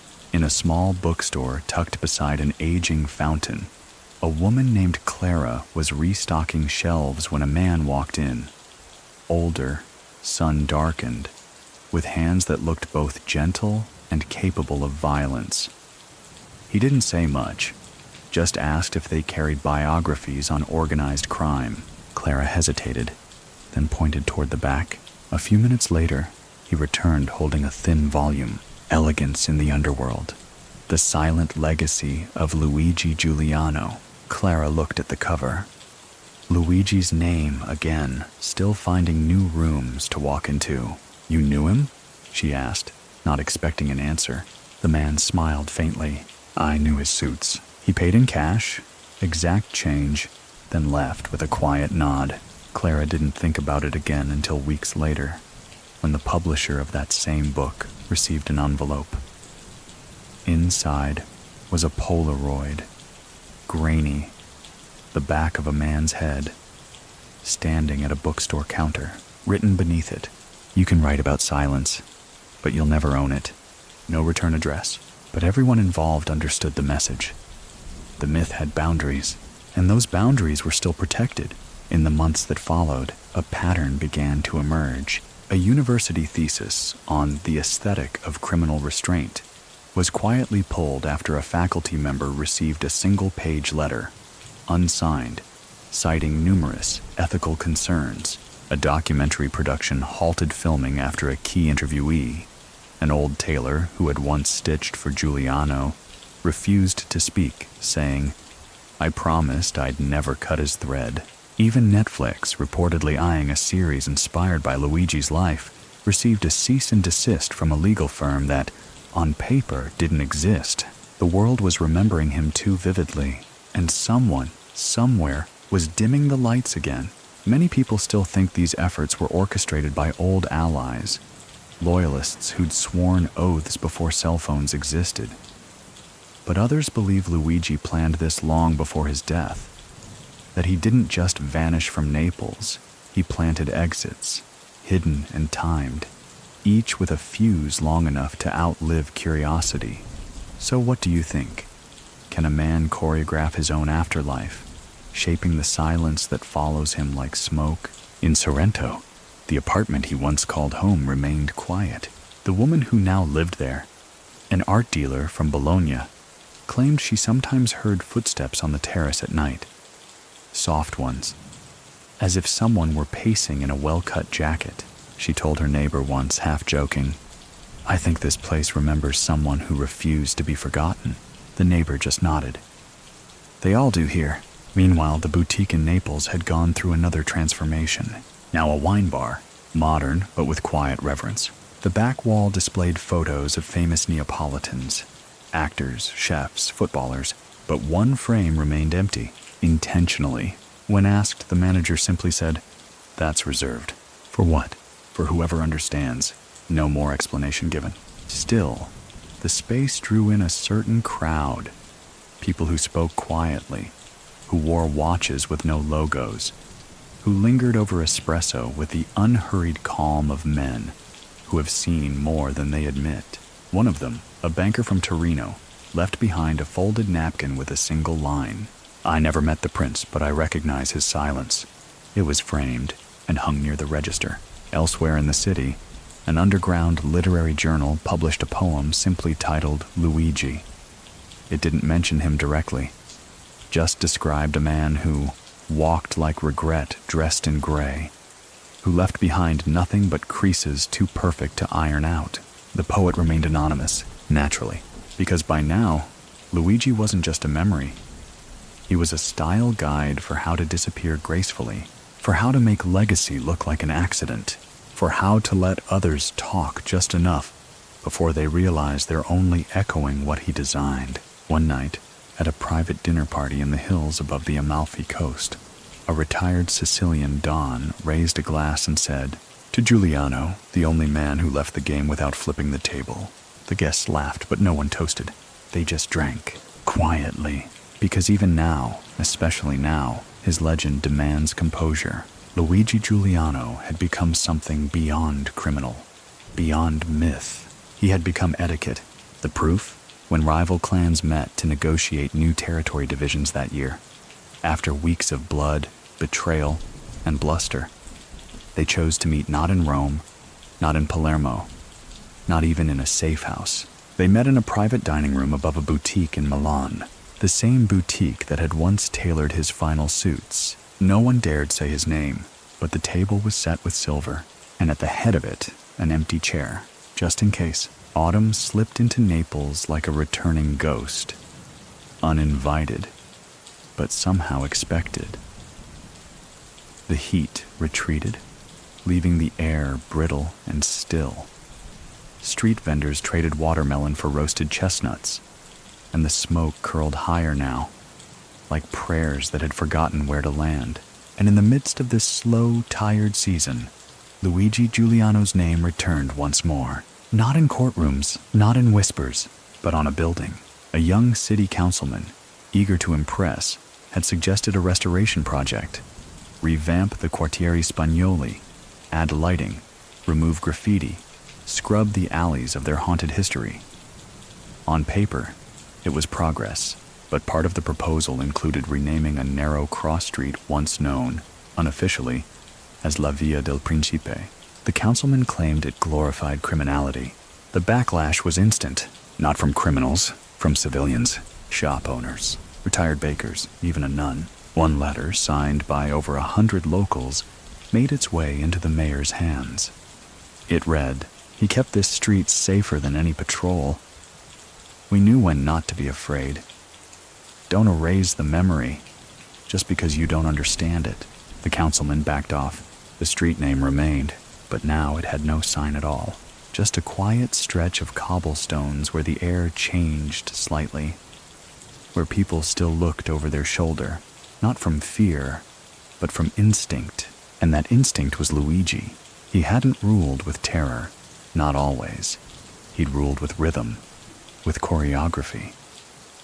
And now, even years after death, the city still moved in time with his absence.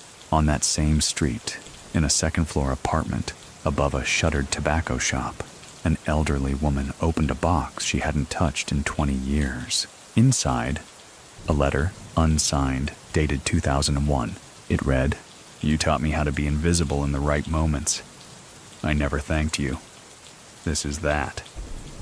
She smiled faintly. It was from her son, a boy who once ran messages for the Giuliano crew. He disappeared after the family fell apart, moved north, built a life. This letter had arrived out of nowhere, written in cleaner Italian than he ever used growing up. She never showed it to anyone. Some things, like perfume or memory, are better when they stay bottled. Meanwhile, across the city, the Giuliano estate, such as it was, entered its final phase of disappearance. The vineyard in southern Campania sold to a Japanese investor. The Milan tailor shop shuttered quietly. Its last order, a navy three-piece suit with no registered buyer. The safety deposit box in Geneva was finally opened. Empty, except for a single item. A coin, polished, heavy, minted in Naples, 1982. Inscribed not with numbers, but with a custom engraving. Per chi sa aspettare, for he who can wait. It went unclaimed, filed, forgotten. But memory doesn't work like paperwork. In the back rooms of antique shops, Giuliano's influence remained, forged not in gold, but in how men spoke when women left the room, in how younger Camorra foot soldiers corrected their posture before meetings, in the way silence was used not to hide, but to dominate. Because Luigi hadn't just walked out of history, he'd redrawn its outline, and in doing so, blurred the line between sinner and statesman.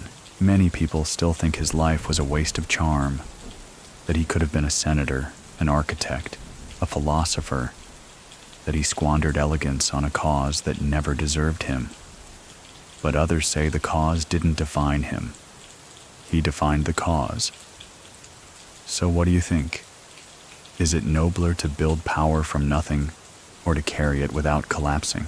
In his final year, Before the heart gave out, before the apartment was packed, Luigi had written just one letter, not for family, not for friends, for a library, a tiny, underfunded collection in the heart of Naples, tucked between a gelato shop and a pharmacy. The letter came with a donation, modest, but enough to keep the lights on for another year. No note, no plaque, just a request. Add chairs by the poetry section. Let the young sit longer. The librarian obliged. She never knew who sent it, but she said afterward that the place felt different, like someone had whispered a thank you into the walls. Even now the chairs remain, simple, wooden, no padding, but they face the window, and in the afternoon light, when the dust swirls and the books breathe, they feel like a place where a prince might have paused once, not to rule, but just to sit. In the months after Luigi Giuliano's death, Naples behaved like a theater that had just lowered its final curtain, still full of echoes, but with no more actors left on stage. Life moved on. New scandals broke. Politicians fell. Young bloods filled old alleys, bringing with them a new kind of arrogance. Louder, faster, desperate to be feared. They didn't understand that in Naples, true power never raised its voice. Luigi had known that. He'd practiced it like religion, and now that he was gone, people began to realize just how rare he truly was. Because for all the crimes, all the weight his name once carried, he left something strange behind, a strange kind of calm. It was in how the streets reacted to fresh chaos. They didn't panic. They sighed, as if to say, this wouldn't have happened if he were still here. Some even said the city became noisier after his death. Cars honked more, voices rose quicker, fights turned louder, more desperate, because the man who once enforced order with a pause and a pointed glance wasn't around to remind them how elegance can terrify more than fury. A few old-timers gathered once a month in a back room of a tobacco shop on Via Foria. Nothing formal, just espresso, chess, and long, slow conversations. But inevitably, the subject turned to Luigi. Do you remember the time he settled a territory war over dinner? One would ask.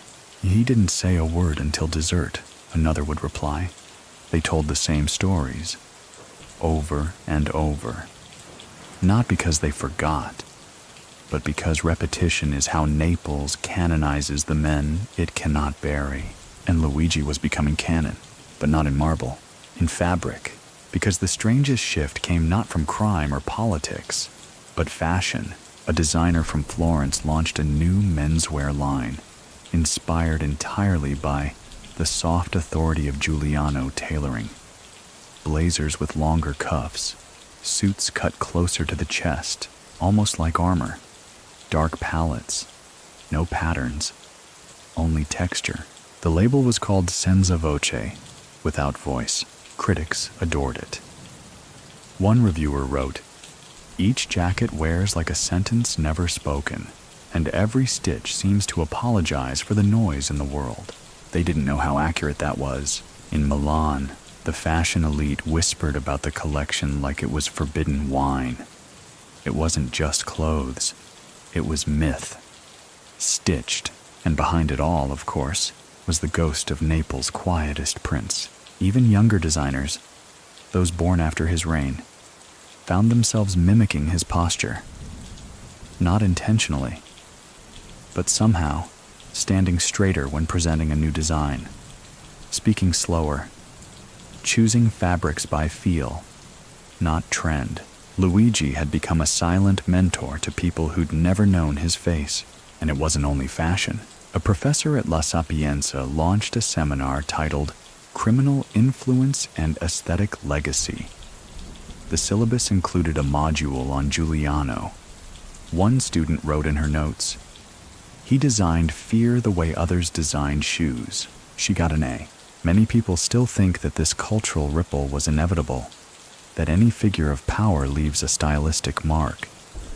But others argue that Luigi's legacy was no accident, that he engineered it, piece by piece, thread by thread. So what do you think? Can you tailor history without ever writing it down? Some say yes, because Luigi left no memoirs, no interviews, no final confessions, only the evidence of how people act when they speak his name. There was even talk, quiet, academic talk, of opening an archive in his honor. Not in a university, in a library, a place where silence already ruled. A private room, maybe, with photos, tailoring notes, letters, court sketches, nothing glorifying, just preserving. But the idea was shelved, not out of protest, but because no one wanted to get it wrong. Luigi was the kind of story that punished inaccuracies. Instead, tributes remained subtle. A poem tucked into a gallery catalog, a jazz bar named Il Principe with no signage, only candlelight, a tailor in Venice who called every perfect fitting a Giuliano cut. It was as if the city conspired not to remember him loudly, but to remember him correctly. One evening, a theater director hosted a one-night performance titled Postura. No dialogue.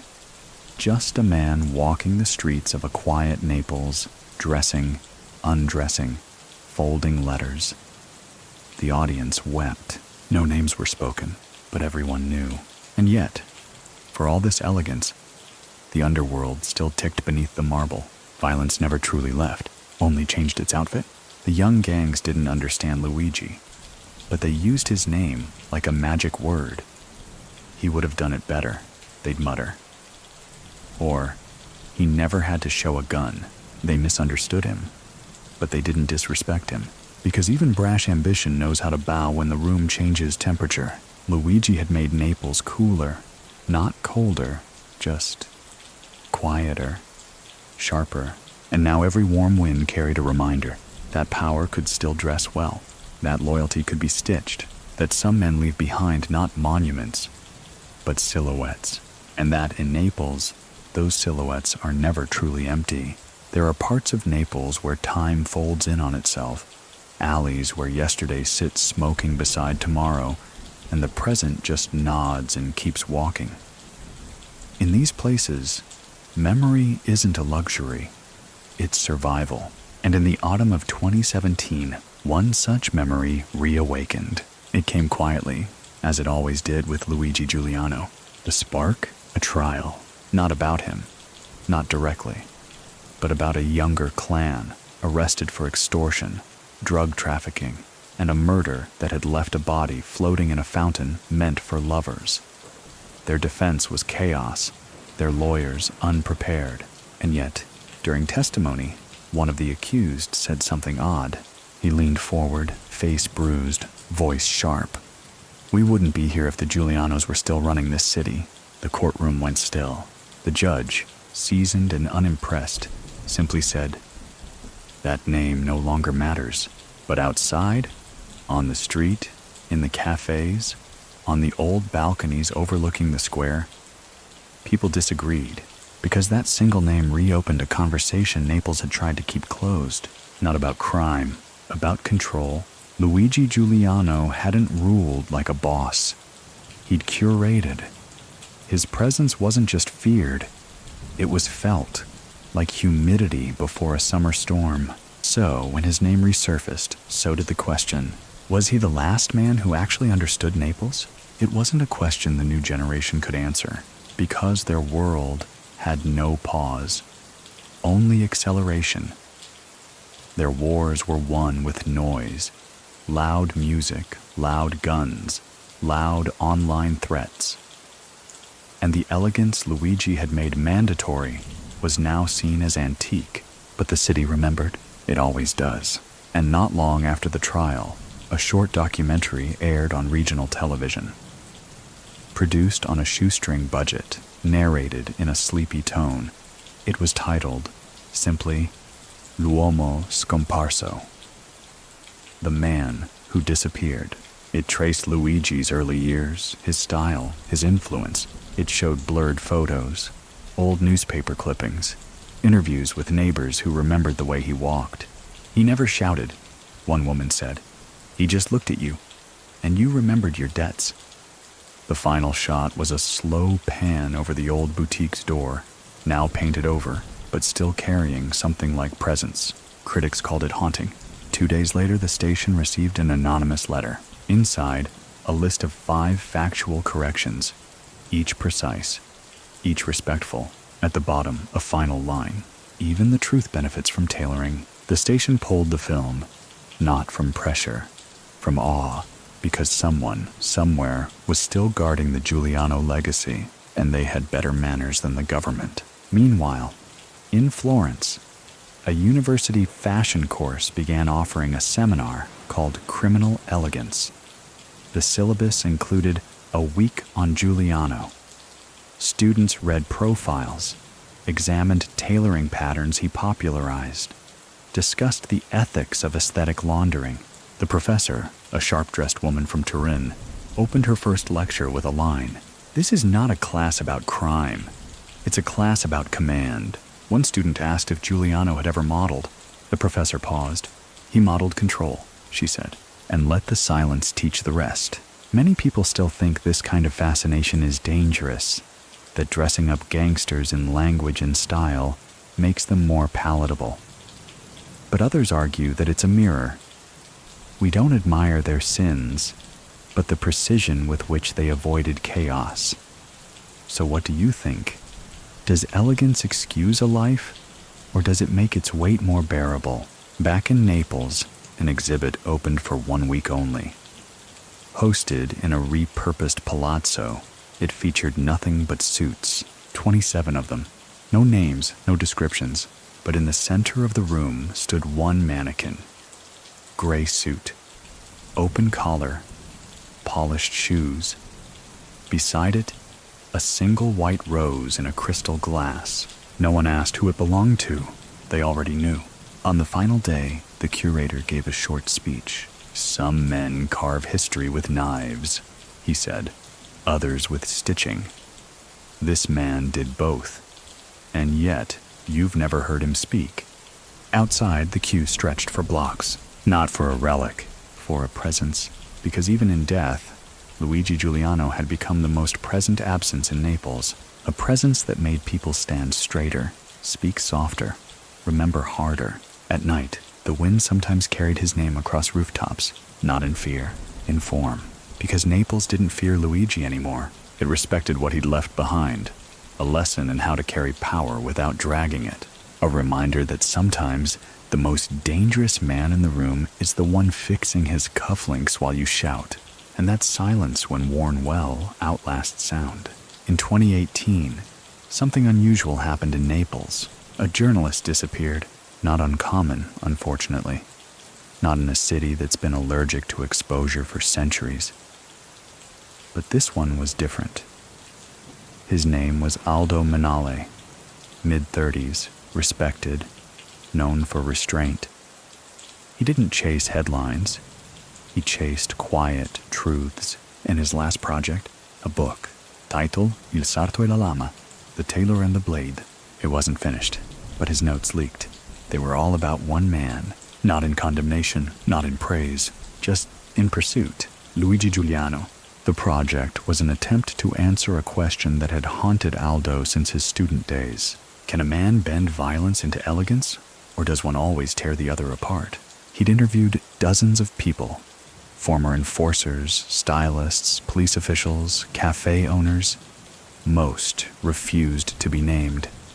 All spoke with the same contradiction: fondness and fear, nostalgia and disgust. No one denied Giuliano's impact. No one could define it either. Aldo's last recorded conversation was with a retired judge. The judge had once signed a warrant for Luigi's arrest, years before his disappearance. He wasn't the most violent, the judge said, but he made violence wait its turn. That quote never made it to press, because Aldo vanished the next week. His apartment showed no signs of struggle. His hard drives were gone. His phone, found still charging by his bed, had been wiped clean. The authorities chalked it up to personal matters. But Naples knew better, because the city understands silence. It respects it. and it knows when someone has disturbed too much dust in too fine a suit. A week later, someone slipped a white rose through the iron gate of Aldo's apartment building. No note, just perfect folds, and beneath the petals, barely visible, a pinstripe thread, gray, stitched in a perfect cross.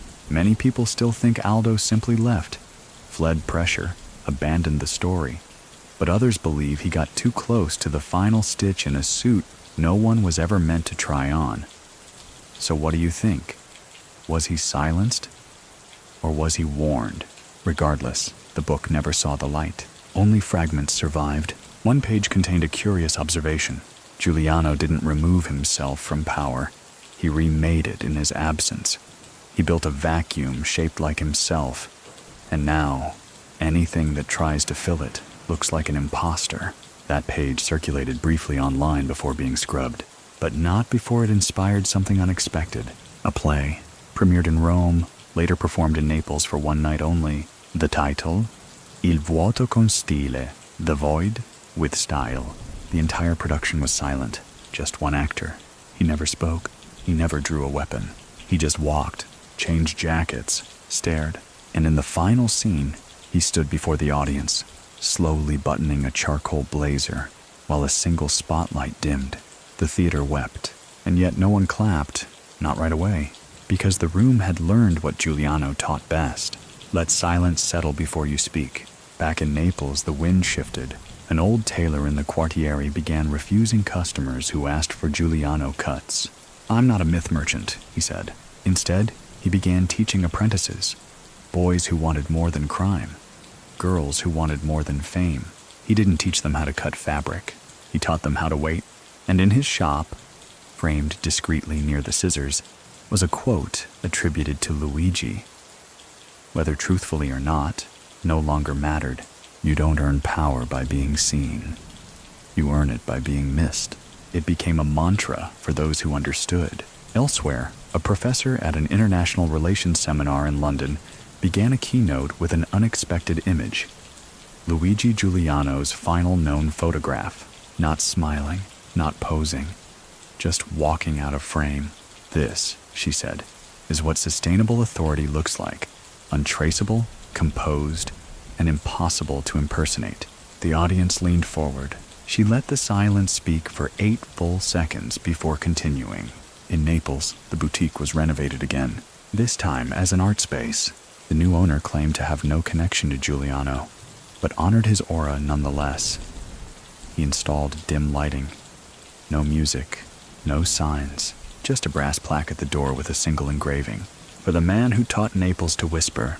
Tourists passed it without notice, but locals nodded, and inside, visitors walked slower, spoke softer, as if the very walls remembered what it meant to stand still under the weight of controlled menace.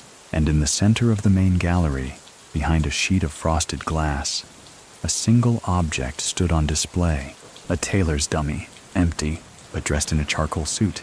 No label, no price, no name. But it fit the myth perfectly, because Luigi Giuliano didn't need to be reborn.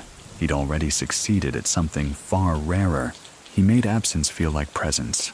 And for a city built on noise, on horns and haggling and heartbreak, that was more radical than any revolution. Winter in Naples has never been brutal. It doesn't howl. It murmurs.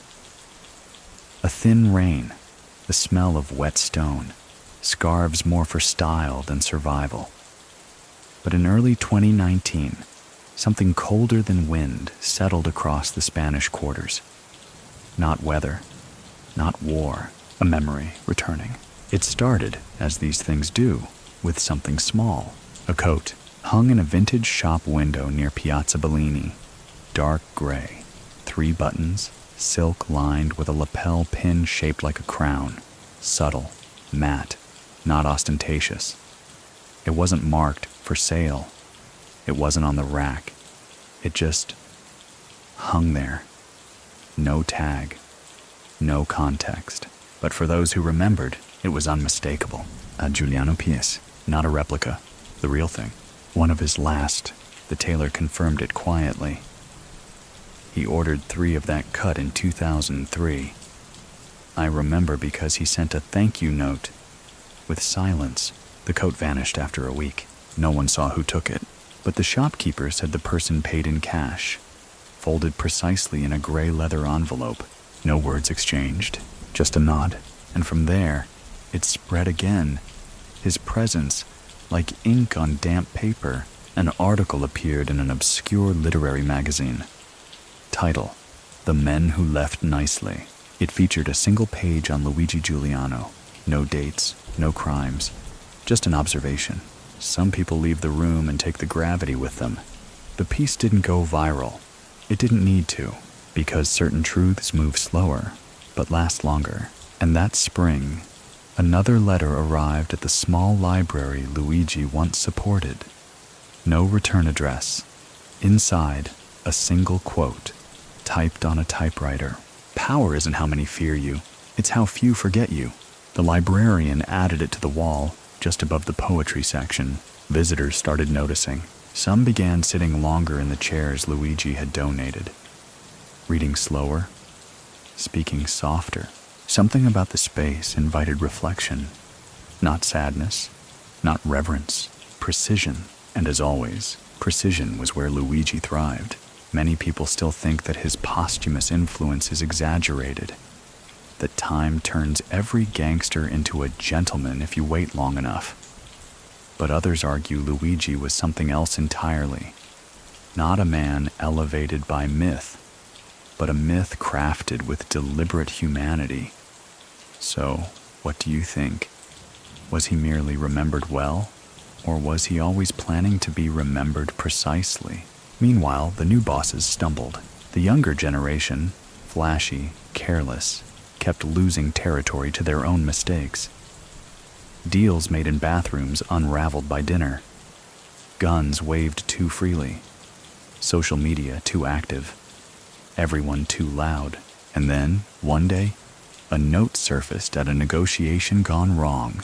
2 warring factions met to broker peace after weeks of bloodshed. The setting, a rented villa outside the city, neutral ground. The result, disaster, screaming, posturing, no agreement, until someone found a slip of paper left at the head of the table. 7 words. You already lost. You're just loud now. No signature. But everyone present went home early. The city called it coincidence. The clans called it a reminder, because it echoed the one lesson Naples had learned the hard way. You don't fill Luigi Giuliano's seat by sitting in it. You fill it by not needing it. That year, another student thesis emerged. This one in architecture. Title: The Geometry of Control. Spatial Language in Camorra Leadership. One chapter was dedicated entirely to Giuliano's meeting habits. He never sat at the head, always at the side, always one seat from the center, close enough to lead, far enough to disappear. The student received highest honors, and quietly, a small stipend from a law firm that didn't officially exist. Elsewhere, a photographer published a black and white series of Neapolitan alleys, empty, silent, untouched. The final photo showed a tailor's chair, bathed in light from a cracked window. The caption? We don't know who still sits there, but we lower our voices just in case. The image was printed in a limited run. All 21 copies were purchased anonymously. As Naples approached the anniversary of Luigi Giuliano's death, there were no parades, no speeches, just a city behaving a little more carefully, a little more composed, as if he might be watching, not haunting, hosting. And that night, on the terrace of a restored apartment in Sorrento, someone lit a single cigarette. A man, older, in a white shirt, pressed but not starched. He stood still, looked out over the sea. The stars didn't move, but the silence shifted. Because even if the man wasn't Luigi, and many say it wasn't, the pose was perfect. The wind blew once, and Naples, without flinching, remembered how it used to feel to be ruled by someone who didn't raise his voice, didn't beg for loyalty, didn't need to be present to be powerful. Just a man with clean shoes, precise language, and a city folded perfectly in his coat pocket. By 2020, Naples had learned to whisper again. The loud ones had burned out, flashed like faulty wiring, too quick to catch light, too weak to sustain it. The new faces were blurred by caution or arrogance, depending on who you asked. They talked big but moved small, trying to reinvent systems that had once run smoother than the trains outside Rome. And beneath it all, Luigi Giuliano's ghost kept walking. Not haunting, just tailoring. He appeared where order re-emerged. Not physically. His shoes never clicked down Vico Cannellone again, but in behavior, in posture, in tone, like when a young capo, too brash, too rich, was told to stand still during a tense exchange with local elders. He scoffed, said he wasn't afraid of some wrinkled ghosts. 3 days later, he returned to the same meeting, this time in a jacket 2 sizes too tight, clearly borrowed. He didn't speak, but someone noticed the cufflinks. Silver, square, a small crown engraved, the Giuliano mark. No one said a word, because no one needed to. In that silence, something returned. Something Naples had missed. Form. Many people still think formality is outdated in criminal life, that it's all firepower and digital laundering now. But others argue form is survival. That when men like Luigi dressed sharp, spoke soft, and moved with intention, it wasn't vanity. It was armor. So what do you think? Is style a relic of old power? Or is it the thread that keeps authority stitched together? The city, for all its noise, started behaving again. Taxis stopped honking in certain alleys. Doors were held longer.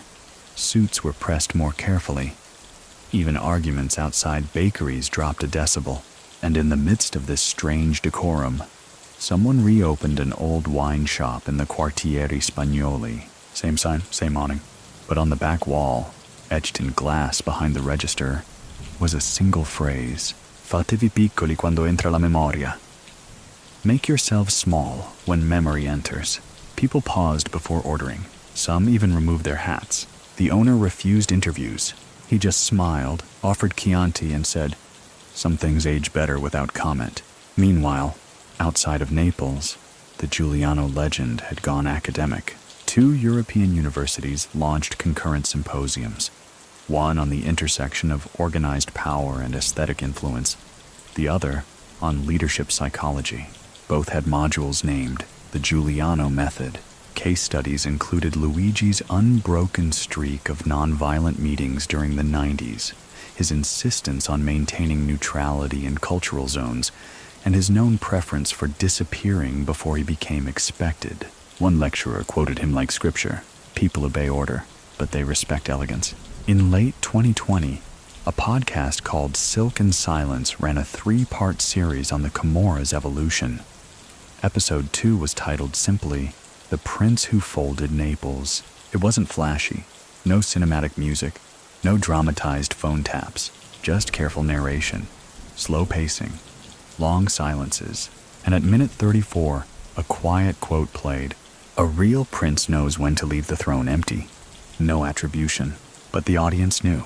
The episode was shared 2 million times because the world wasn't longing for another gangster story. It was longing for command with dignity. And somewhere in the shadows of that realization, Luigi Giuliano's absence pulsed like a metronome. Even law enforcement, privately, began referring to a category of behavior as Giuliano quiet. It meant sudden drops in crime with no clear cause. Streets cleaning themselves, civilians stepping back into power, if only temporarily. A city straightening its spine without knowing why. One officer, retired but sharp, said over coffee, "When Giuliano was active, it wasn't peace, but it was choreography. He stirred his sugar, didn't smile. Now it's just noise." And that, more than any court ruling or police raid, marked the loss, because Naples could survive crime. It had for centuries, but it missed being choreographed. It missed the rhythm, the rules, the hum beneath the chaos, the whisper behind the gun, the man who could walk into a room, say nothing, and have everyone else choose their words more carefully. Because that's what Luigi Giuliano left behind. Not just a family, Not just a fashion, not just a fear, but a frame. An invisible, deliberate frame. And now, without him, everything hung crooked. A frame without its portrait still casts a shadow. That was the quiet feeling in Naples by 2021. A city adjusting its cuffs in front of mirrors that no longer reflected its prints. No more sightings. No new letters. Just silence.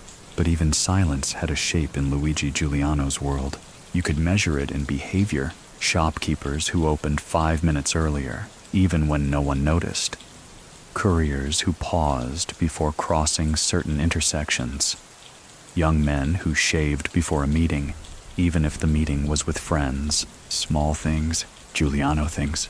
In the Spanish quarters, his tailor's son had taken over the business. No press, no photos.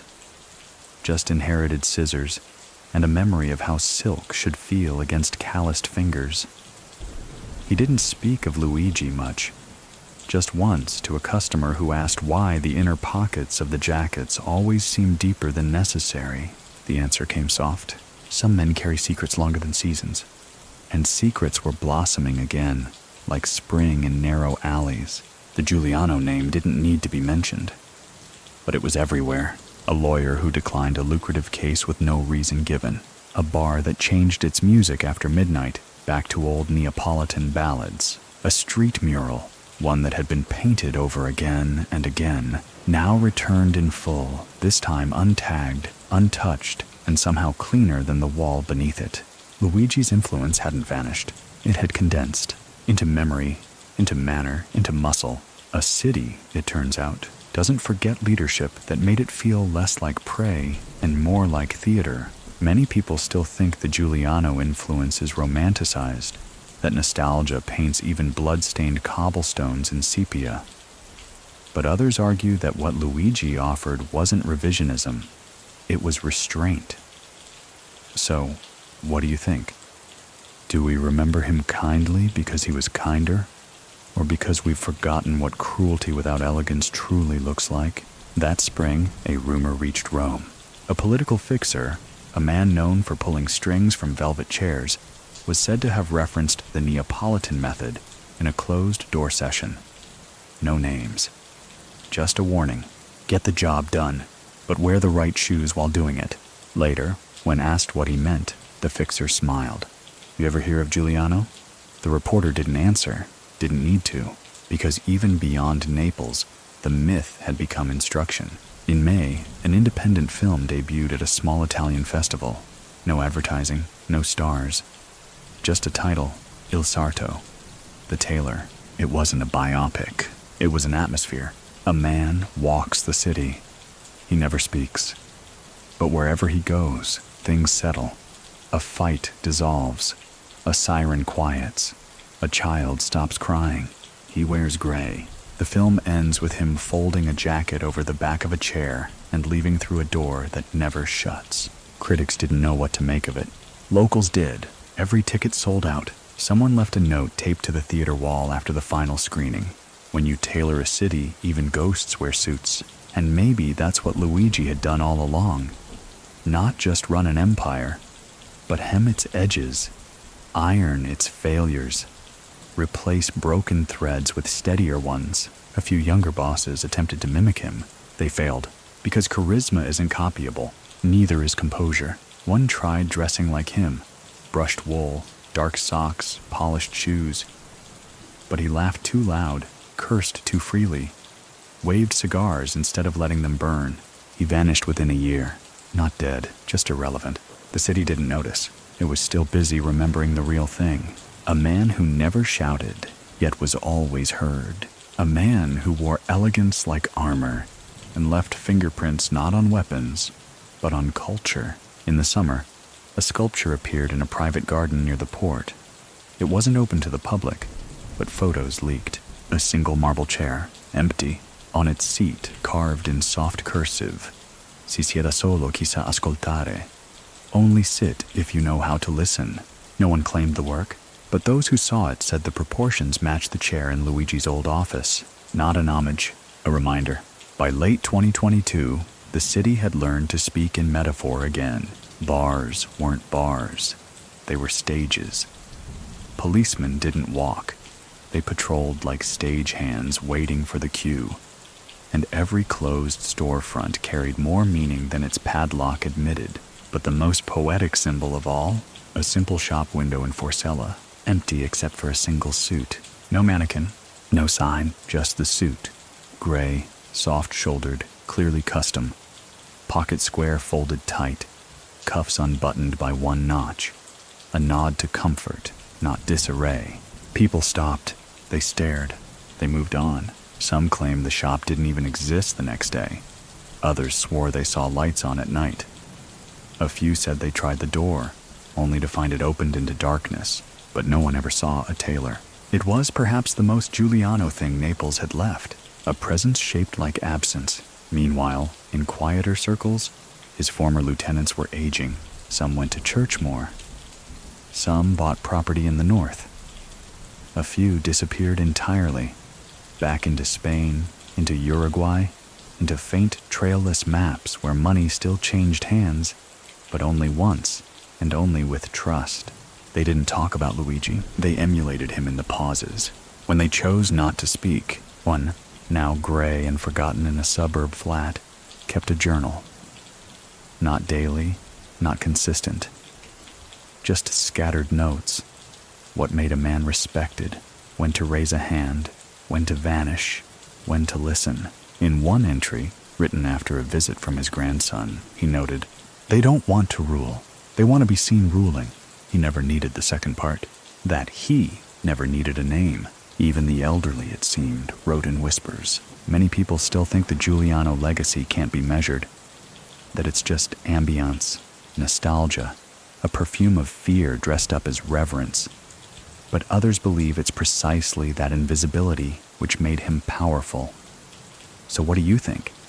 Is legacy built in headlines, or in hushed repetitions of a man's best silence? In autumn of that year, a politician's scandal reached Naples. Everyone expected riots. Instead, something stranger happened.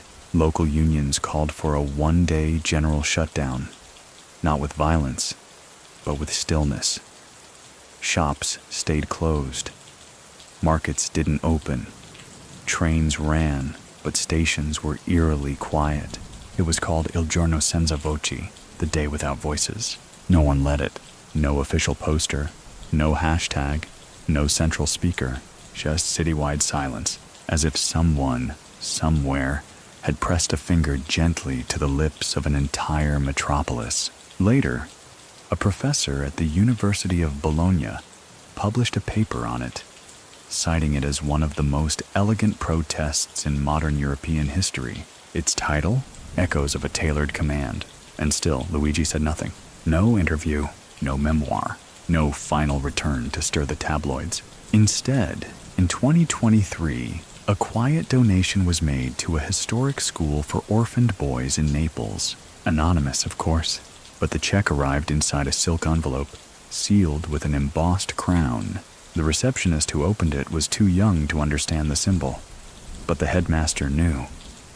He placed the envelope, uncashed, in a frame in his office. The funds had already cleared.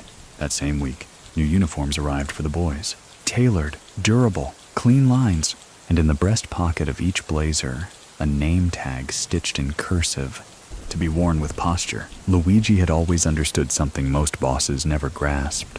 Power isn't just about command, it's about curation. He didn't shape Naples through threats.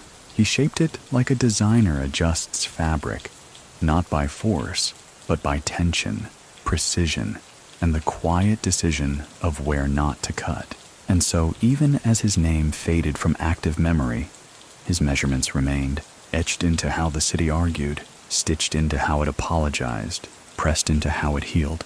It was winter now, and Naples had grown into its silence, like an old man settling into a well-worn coat, comfortably, reluctantly, with the quiet knowledge that once this fabric had seen storms. Luigi Giuliano had not been seen in nearly 5 years. No footage, no leaks, no funeral, just a stillness that made the city blink slower, breathe softer, and remember. One December evening, the bells of Santa Chiara rang longer than usual. No occasion, no ceremony, just a dozen clean strikes that hung in the sky like suspended threads. Some locals looked up from their dinners. A few whispered the same phrase, "He's gone." But no one cried. You don't weep for a tailor when the stitching still holds. Instead, stories reappeared, old ones, warped by time, embroidered by reverence. The tale of when Luigi stopped a gang war with a bottle of aftershave and a folded napkin. The rumor that he once turned down a $20 million arms deal because the client wore square-toed shoes. The whisper that, in his youth, he briefly studied architecture. Just enough to understand that every empire, like every jacket, needs clean lines. Whether any of it was true didn't matter. The myth had tailored itself now. Many people still think legends require loud endings. A trial, a shootout, a betrayal caught on wire. But in Luigi's case, the ending was a whisper. So what do you think? Is a man truly gone when every alley still walks with his rhythm? In the early days of 2024, a journalist attempted to publish a long-form piece titled "The Last Don Who Refused to Die." It was spiked before printing, not because of fear, but because, as the editor reportedly said, some shadows don't want spotlights, they want moonlight. In that same month, a luxury boutique in Milan released a limited collection called LG, 3 items: a gray jacket, a silk handkerchief, and a wristwatch with no numbers. Only a single golden line at 7 o'clock. It sold out in minutes. Later, in a radio interview, the brand's creative director explained, "It's not a timepiece. It's a reminder. There's a moment in every day when you stop ruling and start reflecting." Naples never confirmed the connection. It didn't need to. By spring, local artists had begun painting minimalist murals, just a chair, a jacket slung over the back, and a window open to the wind. No words, no tags. And in the city's underground station at Toledo, a single graffiti phrase appeared beneath the escalators. Tailored silence is still control. No one scrubbed it. By summer, a podcast launched, Soft Power, the Giuliano tapes. It wasn't documentary. It was fiction, or claimed to be. Each episode opened with ambient street sounds, a match striking, then a deep male voice saying only, "Shall we begin?" Listeners weren't sure if it was real. They didn't care. The cadence was right. The pace matched the heartbeat of the Spanish quarters. And in some subconscious way, they believed Luigi had chosen this route, not to return, but to echo, to haunt gently, to curate his own myth. A month later, a professor of cultural psychology at the Sorbonne gave a lecture titled "The Giuliano Effect: When Elegance Replaces Fear in Organized Control." The auditorium was overpacked. The recording went viral. She concluded with a thought. He may have disappeared, but the city doesn't want closure. It wants choreography, and in that rhythm, he still leads. And back in Naples, on a balcony above Via Sperancella, a child asked his grandfather why the neighbors all fell quiet at dusk. The old man looked up from his newspaper, nodded once, and said, "Because the tailor still walks." He didn't mean it literally. He meant legacy. Spring bled into summer with the subtle flourish only Naples could offer. Balconies drowning in geraniums, scooters humming like background singers, and alleyways exhaling stories at dusk. In a city where nothing stayed quiet for long, the hush surrounding Luigi Giuliano had become not just accepted, but treasured. It wasn't absence, it was authorship. In a tucked-away cafe off Piazza Cavour, 3 middle-aged men sat nursing espressos. Their suits were too clean for dock workers, too plain for politicians. One stirred his cup in slow, symmetrical circles. "He taught us timing," he murmured. The others nodded, and that was the conversation. Across the table, between crumbs and memory, no one dared use his name. Down by the port, where container crates told tales of trade and tension, a younger man with sharp shoes and a dull conscience tried to move weight. Quickly, sloppily. He'd made a few threats, burned a few bridges. Then, one night, his car was found intact, keys in the ignition, parked neatly outside a tailor's shop that hadn't been open in years. A pair of gray gloves sat folded on the hood. He left the city by morning. No violence, no message, just elegance. That was the difference between Camorra old and new. Luigi hadn't preached blood. He'd practiced posture. In the archives of a local university, a graduate student unearthed a trove of unpublished photographs, black and white, taken by a street photographer in the late 80s. One, in particular, made its way into the public. It showed a young Luigi at a funeral, not as a mourner but as a silent observer, backlit by sunlight, collar crisp, hands in pockets. He wasn't hiding. He wasn't posturing. He was simply watching, and it became an instant icon. The photo was shared in forums, printed in art zines, painted onto the side of a cultural center. To some, he became Naples's James Dean, too stylish to age, too enigmatic to die. Many people still think that organized crime only ends in chaos, trials, betrayals, dramatic exits. But what if true legacy is an unbroken thread, carried in habits rather than headlines? So what do you think? Do kings retire, or do they dissolve into the rituals they leave behind? In 2025, a stage play premiered in Florence. It was called Il Taglio Perfetto, The Perfect Cut. Inspired by Giuliano but fictionalized, it told the story of a Camorra boss who stopped using weapons and began controlling Naples through manners alone. Audience reviews were mixed, but the final line lingered. You can teach fear, but only elegance makes it last. And in a real-life mirror to that fiction, Naples slowly evolved. Graffiti turned abstract. Drug houses were quietly converted into cafes. A wedding dress shop opened next to an old betting parlor. Same family, new chapter. Meanwhile, in the higher echelons of European finance, small rumors circulated of Neapolitan quiet money, shifting portfolios in discrete sectors, clean energy, urban restoration, boutique hotels along the Tyrrhenian coast. No proof, no names, but the patterns were there. One Swiss banker called it the tailored wave. In Palermo, a journalist writing on ex-mafia structures made a passing note. Naples is no longer loud, it is composed. By now, even the gossip had softened. When the mayor of Naples retired, he was asked if he feared a resurgence of the old ways.